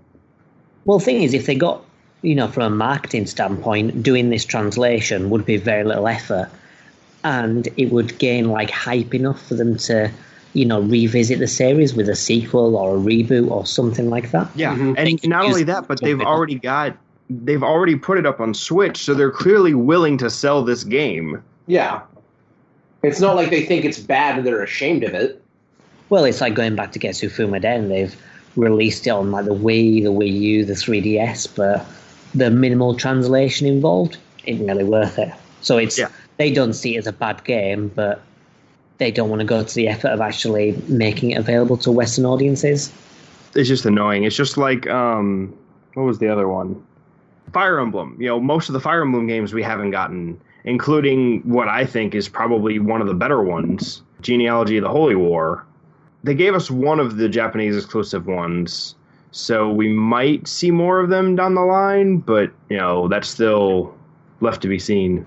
Maybe, yeah. Well, I mean, I think now's probably a decent enough time to do it, because with Smash Brothers, the Fire Emblem characters are already in like a lot of Nintendo users' mindsets.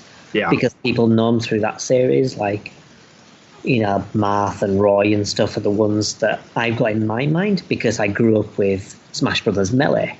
So those characters are well-known characters to me, even though I've never played a Fire Emblem game. Right. So, same thing will happen with Smash Brothers Ultimate. All these Fire Emblem characters, people will know them already without even having played any games. Yeah, and I mean, I think we have Marth's game, we have Ike's game, and we have Corrin's game. We don't have Roy's game yet. Right. Classic game. Roy's the best one. From what I understand, that game was pretty good. I mean, I've got a cartridge for it. I just haven't gotten to it yet. Cool. Right, well, I think we've covered a fair bit of our thoughts on this topic. We've gone into quite a fair bit of depth as to, what we reckon about these Japanese exclusive games. Personally, I find it quite interesting to look at these Japanese exclusive titles. I know that like a fair few titles I've covered on my channel have been exclusive to Japan, and they're unique, shall we say. They're very Japanese. You can tell that's where they've come from. Yeah, what's the name of the one that you're currently playing? Because I picked up a different version of that, didn't I? Yeah, you did. And that's another Japanese exclusive title as well. Ninja Jajamaru-kun. Yeah, I wasn't about to pronounce that myself. Because, you're playing the Saturn version, aren't you? But Well, it's a sort of a sequel, really. It's a Saturn version, and in the Saturn version, there are these small sections from the NES game. And the NES game is, I say NES, Famicom. The Famicom game is the one that you've got. Yeah, because I watched your videos. I saw it and thought, I really don't want to play that Saturn version, but those bonus levels look cool. So I found out that the Famicom versions were essentially the Famicom version is what the bonus levels are, basically. And I found it online for £3. So I thought, why not? Why not? Well, yeah, I mean, those bonus stages, which are the Famicom ones, they're the best part of the game. Yeah. I mean, the game itself is pretty solid, and again, I think it probably would have done reasonably well in the West. The monster designs are weird as hell, and the bosses are terrible. But, the game is still pretty fun and pretty enjoyable. Although I think the Famicom version is probably better, to be honest. But yeah, I suppose that because they're so unique and a bit strange, that probably the executives over in Japan just didn't have faith that the game's a bit profitable enough. Yeah, I mean, but the good thing is as well, with a lot of Famicom games are super cheap. Really, really cheap. So if you've got a way to play them, then you can build up a pretty big library pretty quickly. I mean, I don't have a Famicom, but I have a Retron 5 which can play Famicom games. So yeah, I think that's probably... So yeah, you can get games dirt cheap. Well, same with not really the same, but sort of the same with the Saturn. Japanese versions of a lot of games are a hell of a lot cheaper. Yeah. For example, KO Flying Squadron 2 is 200 quid or something like that for the Western version. And it's mostly in English anyway. So you get the Japanese version, you pay a very small fraction of that price, and it's basically the same game. And there's a lot of Japanese exclusive titles as well that are, completely accessible. I mean, Baroque less so, but even then I would still say it's enjoyable, and for the small price that it goes for, it's probably worth playing if you're into horror games and you don't mind not been able to beat it. Yeah, and you've got stuff like Dynamite Deku, which came out as Die Hard's trilogy, was it? No, Die Hard Arcade. And again, it's a lot cheaper. It's completely in English. It just doesn't have the Die Hard tie-in.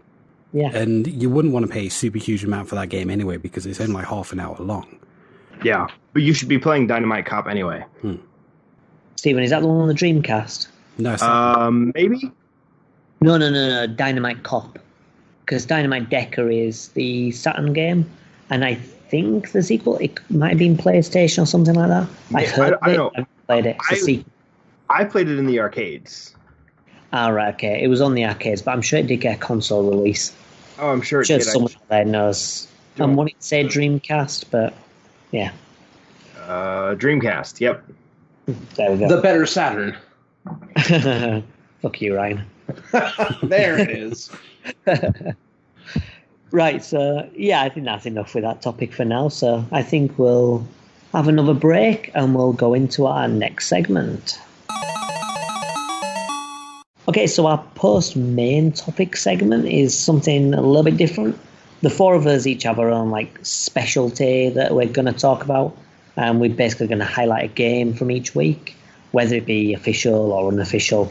Just going to spend a few minutes talking about a particular game and our impressions of it. Think of it like an honourable mention section for stuff we won't be covering as a main game, either in this episode or in future episodes, but we still want to talk about for a little. I mean, the initial premise was Matt's idea, so Matt, do you want to kick off with the first one?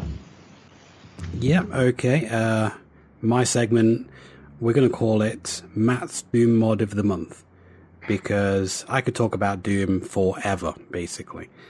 And what I wanted to do is basically, for whatever the theme of the episode is, find a Doom mod that kind of ties into it.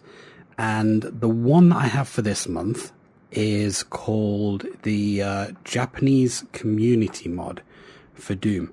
Now, it isn't a Japanese themed mod. What it is, it's a mod created entirely by Japanese developers. And it's a full 32 level replacement for Doom 2's levels, basically. All done by Japanese developers, all new music as well. There's a new HUD for it, although that is in a separate mod, so you need a version of Doom 2 that you can add multiple mods to, because not all of them can. And I've not played through the whole of this, but I've played through about the first third. I think I've played through about the first 10 levels or so. And the quality is really up there. There were one or two frustrating bits, but in general, the quality is really, really good. You've got a lot of really challenging maps, and a lot of them, even if you're kind of like a bit of a Doom veteran like me, you kind of still have the challenge there of kind of like, okay, you've got these monsters here, you've got these monsters over here. What's the best way to take them out? What's the best weapon to use? Stuff like that. And it creates a lot of really interesting challenges within the levels. And it's just a lot of fun to play. It can be downloaded for free. It's only 12, 13 megs. And if you just type in Japanese Community Project into Doom World, you will find it. I believe the guy who actually put the project together is called Tatserd Kako, which is probably not his real name. And he essentially got all these people together because there have been attempts in the past to do Japanese mod collections, but they've all kind of failed. And this guy basically thought, okay, I'm finally going to do it. I'm going to reach out to all these people that kind of make these maps, and we're going to do something together. We're going to put it together, and we're going to release this thing. And that's what they did. And it is really, really solid. It really is. And it's well worth checking out if you're into Doom and Doom 2. How would you compare it to the existing episodes in terms of quality ranking? I'd say probably a 7 to 8 out of 10. If the originals are at a 10, then a 7 to 8 out of 10, I would say. Nice one. Yeah, it's pretty good. So definitely one of the better Doom mods you've played. Yeah, and it actually won an award as well, the 23rd Annual CAC Awards. It is the winner of that from, I believe, 2016. Nice. So it's quite old then, a few years old. Yeah, it's about 3 years old. All right, nice one. Well, I suppose Doom's like however many years old, so... Yeah, I mean, Doom is older than we are, so... Exactly. It's definitely worth picking up and giving a blast. Excellent. Right, for my game, I'm going to talk a little bit about Togepi's Great Adventure. So again, this is another Japanese exclusive title, and it was for the Pokemon Mini. If you're wondering what the hell a Pokemon Mini is, then that should probably give you a good idea as to why it never got released outside Japan. So it was like a small handheld device. It was kind of like a tiny Game Boy, but I mean, it sort of had the power of like a Tamagotchi or something, and it ran exclusively Pokemon games. So as you can imagine, it wasn't really very popular. It did get a release in America and Europe, but, most of the games were released in Japan. It got 10 games in total, so maybe like half of those were Japanese exclusives. So, either way, it wasn't a massive hit, either in Japan or overseas. And Togepi's Great Adventure is probably the most ambitious of the 10 games. You basically control Togepi, who, if you're familiar with Pokemon, it's like the little Pokemon that comes out of the egg that's in the anime that gets carried around by Misty. And he gets picked up by a Fearow, which is like this big bird thing, and gets dumped at the top of a tower. And he's basically got to make his way out and avoid traps.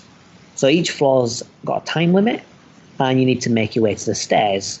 You avoid holes or traps or solve like basic puzzles. In a sense, it kind of feels like Super Monkey Ball. So you've got that short time limit, and you have to make your way to the exit and carefully guide your way around this, like, I suppose, an obstacle course. It's pretty fun as well. I mean, you're using like this tiny D-pad for navigation, which, is not the easiest thing in the world. I mean, if you played like Super Monkey Ball Junior, which was on I think it was on the Game Boy Color or the Game Boy Advance or something, then you'll probably know kind of how it feels. But it's still a good time. I mean, the big problem with the game is it's pretty rare. And a box version of this is probably like 600 and odd euros. And if you want unboxed, it's like half of that. So 300, which is pretty pricey. And obviously that's in addition to getting a Pokemon Mini itself, which maybe is another 50 quid. I mean, as I say, it's got the power of a Tamagotchi though, so it's dead easy to emulate, which is what I did, obviously. And is probably the preferred way to play. As you can imagine from the description, the game's pretty straightforward and accessible, so the Japanese doesn't really matter. These two dudes, Mr. Blinky and Snezzy, again, I don't think that's their real name. They translated the game, so if you can't stand looking at Japanese runic symbols, then obviously you can play the translation instead. But yeah, I definitely recommend people give it a shot. There's an experimental emulator for the Retro Pi that runs the Pokemon minigames as well, so you can run it on there. And it's just a neat little puzzle game. I mean, there's not really that much to talk about. A lot of it's kind of avoiding holes or pressing switches to reach the exit. And it can be quite difficult to do in like some of the later levels, but it's quite addictive.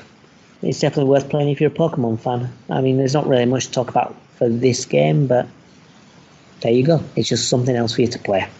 It's not one I've heard of. I didn't even know that existed. Yeah, I mean, like the Pokemon Mini is full of like these weird games. Like there's a racing game, a puzzle game. Yeah, and there's this one which is basically Monkey Ball but Pokemon. I'd definitely recommend, I say, getting the emulator and sticking it on your Pi or your PC or something and just giving them a shot because, yeah, they're neat little games. I mean, they're not fantastic and you can tell why it was never successful, but there you go. Just don't buy it. Yeah. To be fair, like the Pokemon Mini is not amazingly expensive, and like a lot of the games, especially the ones that were released elsewhere, aren't that expensive either. So you could probably, get the entire collection and not spend that much. I think this one is probably just the most expensive. So if you're getting everything apart from this one game, you can probably get it for a reasonable amount. Yeah. There's only 10 games in total. It's got less than the 32X, so that's how small the library is. So yeah, moving on to the next person who's definitely going to speak about something Japanesey, I imagine. Steve. So what I'm going to talk about is actually Kingdom Hearts 2 Final Mix, which is a definitive version of the game. Kingdom Hearts 2 originally came out in 2005 in Japan, and Final Mix came out in, I want to say, 2007, but it only came out in Japan. And this is something they've done for a few games in the series, where they release the Final Mix version, which has additional bosses and updated mechanics and stuff. It's basically the definitive version of each game. And they were Japan exclusive until 2013, when they started releasing them on the HD collections for PS3 and eventually PS4.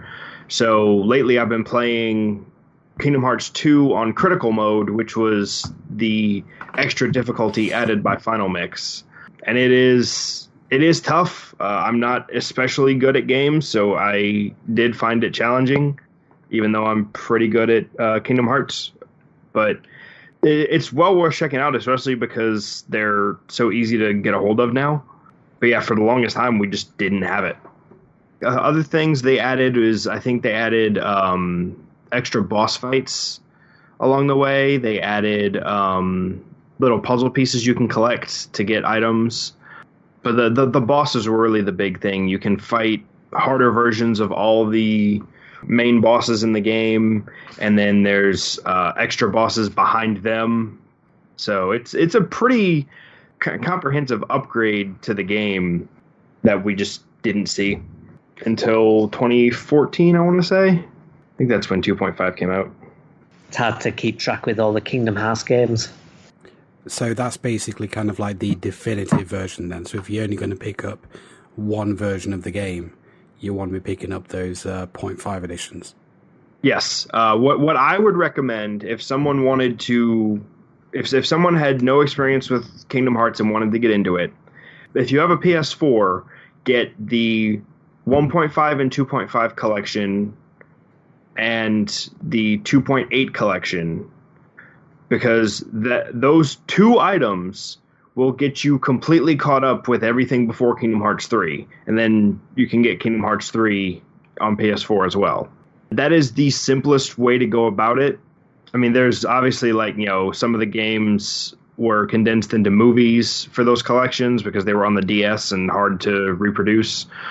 But if you're just looking for, minimal effort, I want to learn about this series and play through the games, get those collections. The 1.5 and 2.5 are also on PS3, but 2.8 is PS4 exclusive. Kind of an interesting choice to make an exclusive, especially when 3 came out on Xbox. Yeah, I thought they were going to release the collections on Xbox to help Xbox players get caught up, and it's like, no, we're just going to give you 3 with no context. Take that. Not that they'd be able to follow the story anyway, from what I've heard about Kingdom Hearts. Kingdom Hearts isn't as complicated as people say. It's just a lot to remember.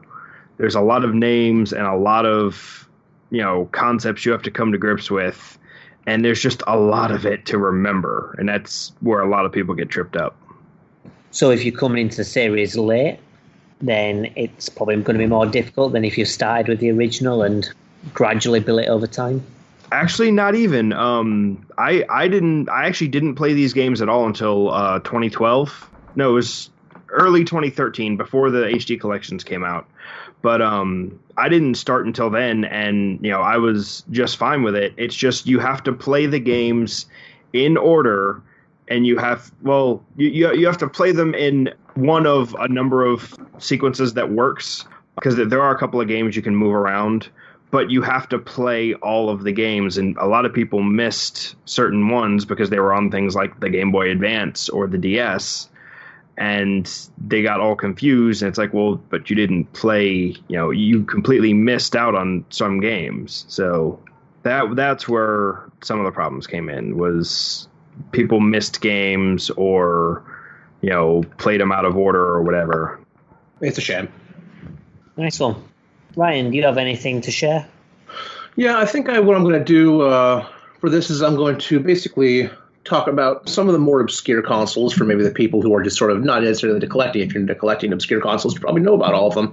But maybe if you're into collecting consoles and there's stuff you haven't heard about, just do a quick little chat about it, and even maybe some of these consoles, some of you might not even heard of. And since we're doing exclusive to Japan, I think I'll start off with something a little bit light and Japan exclusive, and that would be the Game Boy Light. It was released only in Japan for like about a year. It was released in 1998, I believe. It was a modified Game Boy Pocket that was completely and very nicely backlit. And it came out right before the Game Boy Color, so it didn't really go anywhere. But it was interesting because it was not the first backlit handheld. Obviously, the Game Gear was backlit, and that's where all your batteries went. By the way, was a fluorescent lamp behind the screen, just sucking them dry. But it had a very bright backlit screen, and being in the Game Boy Pocket era, it had gotten a lot better with batteries versus, requiring, was it 4 or 6 AA's? That was the... Game Gear was 6 AA's, and you had to change them like every half hour. Like 3 to 4 hours, absolute max. And then the Game Boy had no backlight, and you got about, 10 hours, but it was 4 AA's. The Pocket was much better on batteries. Yeah. But yeah, we had the light that was backlit, and you can still buy them. They're kind of expensive for a Game Boy. You're looking starting out at around $150. And then going up from there, they had a whole bunch of special editions that were released for different retailers. Because the most common ones are gold and silver, but there's translucent yellows and reds and all sorts of crazy ones. Again, all Japan exclusive. Yeah. So a lot of people haven't even heard of this thing. They've never seen it. And you can go and mod your Game Boys now. They have all sorts of backlighting kits. So it's not super special because some of these backlight kits aren't even that difficult to install. But a lot of these kits are, DIYs as long as you have your basic tools to crack the case. Right. But if you're a collector or you don't want to, change the value of an older console by modifying it, these are available. And being a Game Boy Pocket body, essentially, they're super slick and nice and compact. They look really clean. It's one of those things that I wish we had gotten because it's a great idea and it seemed to have worked pretty well in execution. Oh, it worked great in execution, but it was stupid that we got the Game Boy Color. Well, it wasn't stupid that we got the Game Boy Color. Yeah, the Game Boy Color was amazing. It was stupid that we had to wait for the Game Boy Color, and the Game Boy Advance before we got the SP with the backlight. Yeah. We had to wait a long time for them to reintroduce this. Because as someone who, tried to play his Game Boy games without light, it don't work that well. It doesn't work that well. I remember sitting in the back of a car. I don't remember where we were driving, but I'm sitting in the back of the car with my Game Boy, with my Game Boy Color, and I'm angling it out the window so every time we, get near a street lamp, I'm able to unpause it and play for, 12 seconds and pause it again, and then quickly pause it and play a little bit more and pause it. Yep. Yeah, it was the same with the Game Gear, really. It was a little bit better because you had that light and the colour, but still, in the car, it was kind of getting glimpses of light where you could actually see what the hell was going on. And then other times, okay, I'm not going to be able to play anything. Yeah, there's a reason the worm light sold so well. At one point, I had a little tiny flashlight that I could just hold between my teeth and I could play in the dark. Yeah. Modern problems call for modern solutions, so... Definitely. I'm looking at picking up one of these eventually to round out my Game Boy collection. Yeah, I've got a friend who has every Nintendo handheld ever released except this one. So I'm sure he'll get his hands on this eventually. Yeah, and it's because they weren't made for very long, so they're getting more and more expensive. Yeah. And again, they wear down. People used them. They were a Game Boy, so they wear down and wear out just like anything else. Yeah. Basically, the thing is if you're going to get one, now is the best time because they're not ever going to get cheaper. Yeah. Yeah. Nice one. Okay, so that's nicely rounded up our little specialist subjects, I think. Thanks a lot for that, guys. So we'll take a final break and we'll go into something a little bit special for this episode. See you soon. Okay, so for the final part, and it's just for this episode, we're not going to do it every time. We're going to have like a little quiz, just a fun thing to finish things off on. And I'm sure that you guys and gals at home can participate as well. So the topic this month was Japanese games. So what I've done for this quiz is I've handpicked 10 Japanese names from, I'd say, popular retro titles, but known retro titles is probably going to be a more apt description. And you just need to tell me what the name was over in the West. All clear?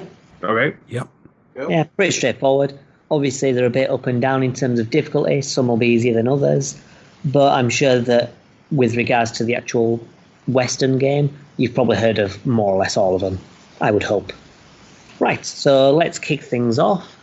The first one, the name is Akumajo Dracula. Mats, we'll start with you. Any ideas what this game could be in the West? It'll be one of the Castlevania games. I'm not entirely sure which one. I need a specific one. Akumajo Dracula. I'm going to go with Kid Dracula. Okay. Ryan, any guesses? I was only going to get as close as Castlevania. So do you want to just guess a game? Just Castlevania or a specific one? I'll just shot in the dark Castlevania 3. Okay.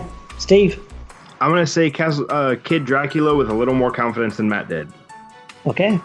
Well, it's actually the original Castlevania. So, no points, unfortunately.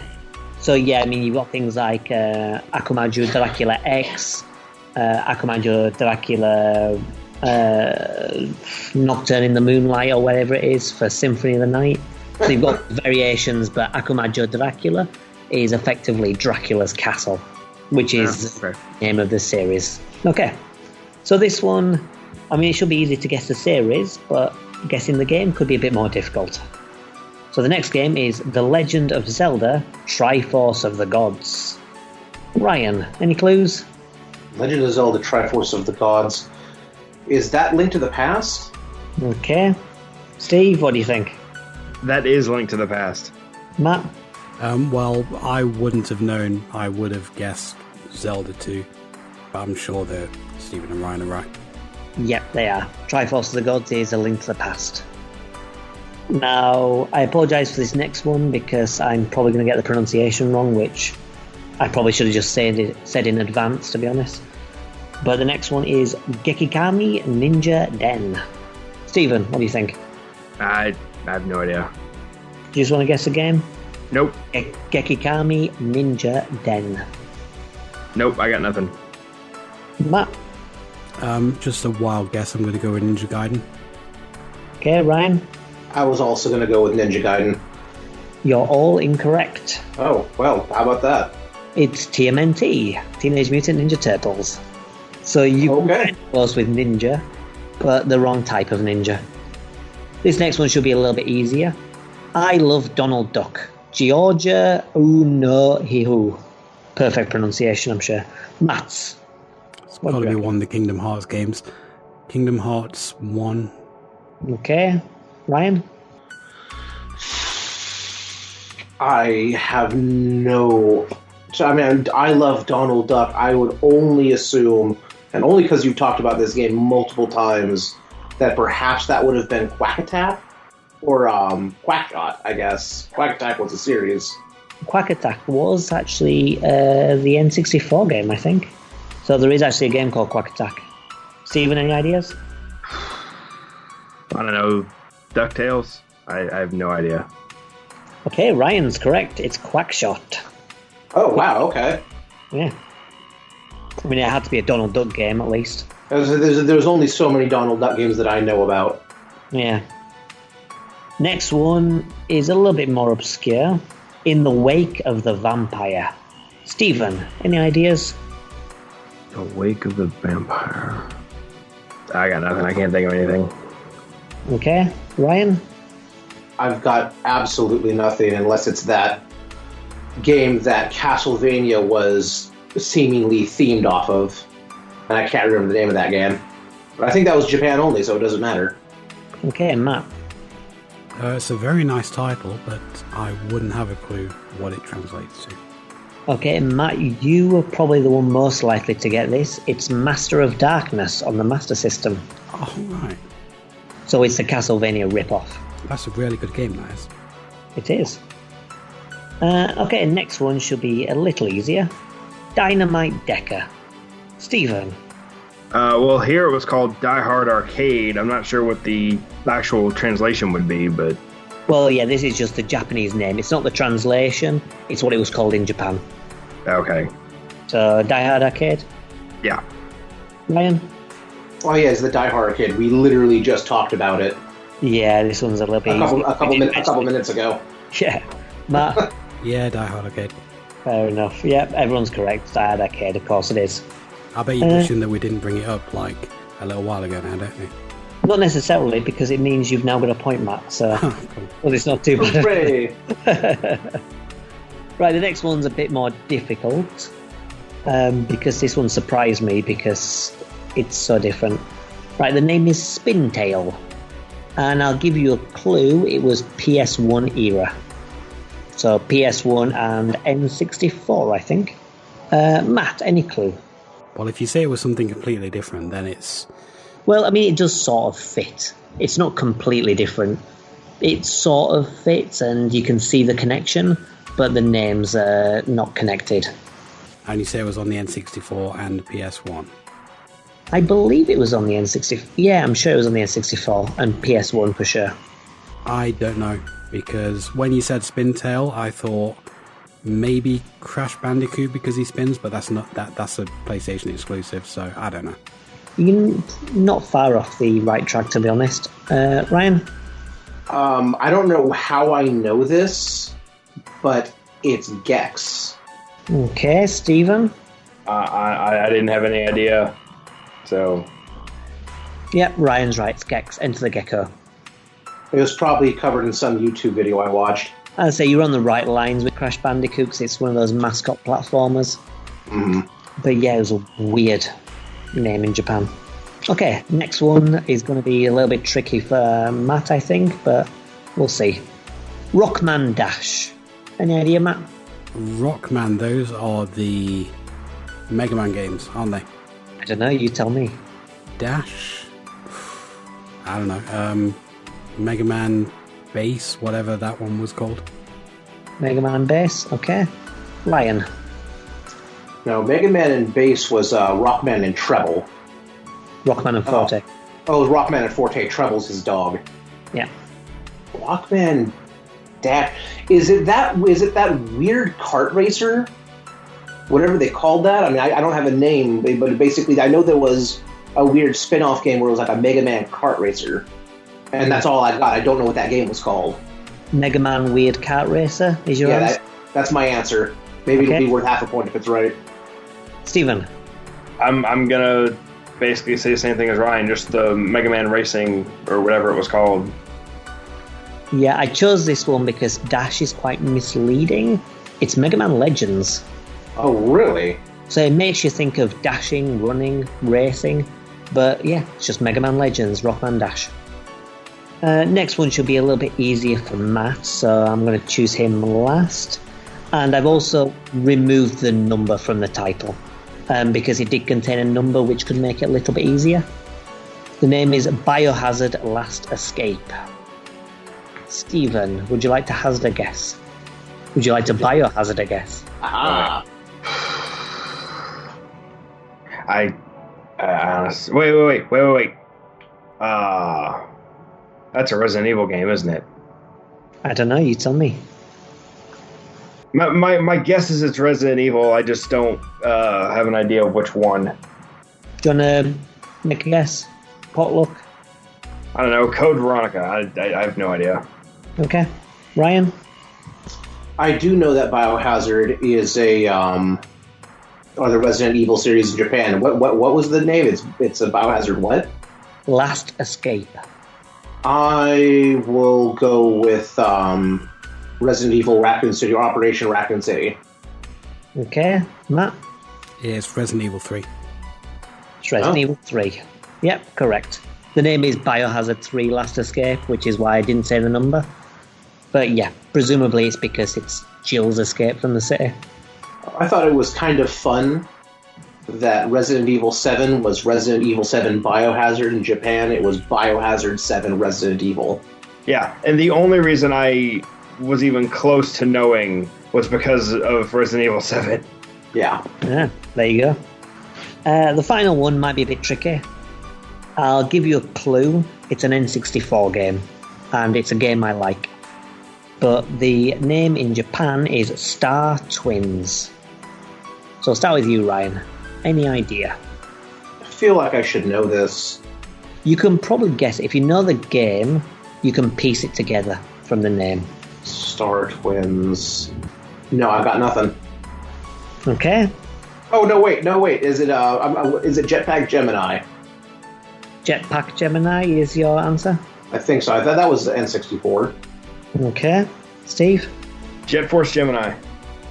Jet Force Gemini is your answer. And Matt? I was going to guess Pilot Wings just because it's the only N64 game that I could remember at the time. Was that an Yeah, well, the answer is Jet Force Gemini. And yeah, when Steven said Jet Force, I realized I screwed it up, which is funny because Jetpack is another rare game. So yes, obviously Star Twins because Gemini, yeah, it's twins because they're twins. So there you go. So Matt, you have 2 points. Well done. Hey. Thanks for coming. Steve, 3 points, and Ryan is the winner with 4 points. Good work. Your prize is absolutely nothing apart from the respect of your peers. I'll take it. Congratulations. He wins every single one of these except the ones he runs. No, I lost one of them. Yeah, the one that you ran. That's true. I'll tell you what, your prize is that you can do the next quiz, Ryan. Hooray. I'm just really good with useless knowledge. Yeah, well, not too great. I mean, it was only 4 out of 10. Hey, So man, I did better than Steven. Yeah, that ain't hard. Only just. Only just. Yeah. Right, well, with that out of the way, that's ended our episode on Japanese exclusive titles. I hope you've enjoyed the new format. It's probably going to be a bit rough around the edges for these first couple of episodes while we get into the swing of things, but hopefully it'll work out a lot better in the long run. Well, hope you've enjoyed it, and all that's left to do is say goodbye. Bye, everyone.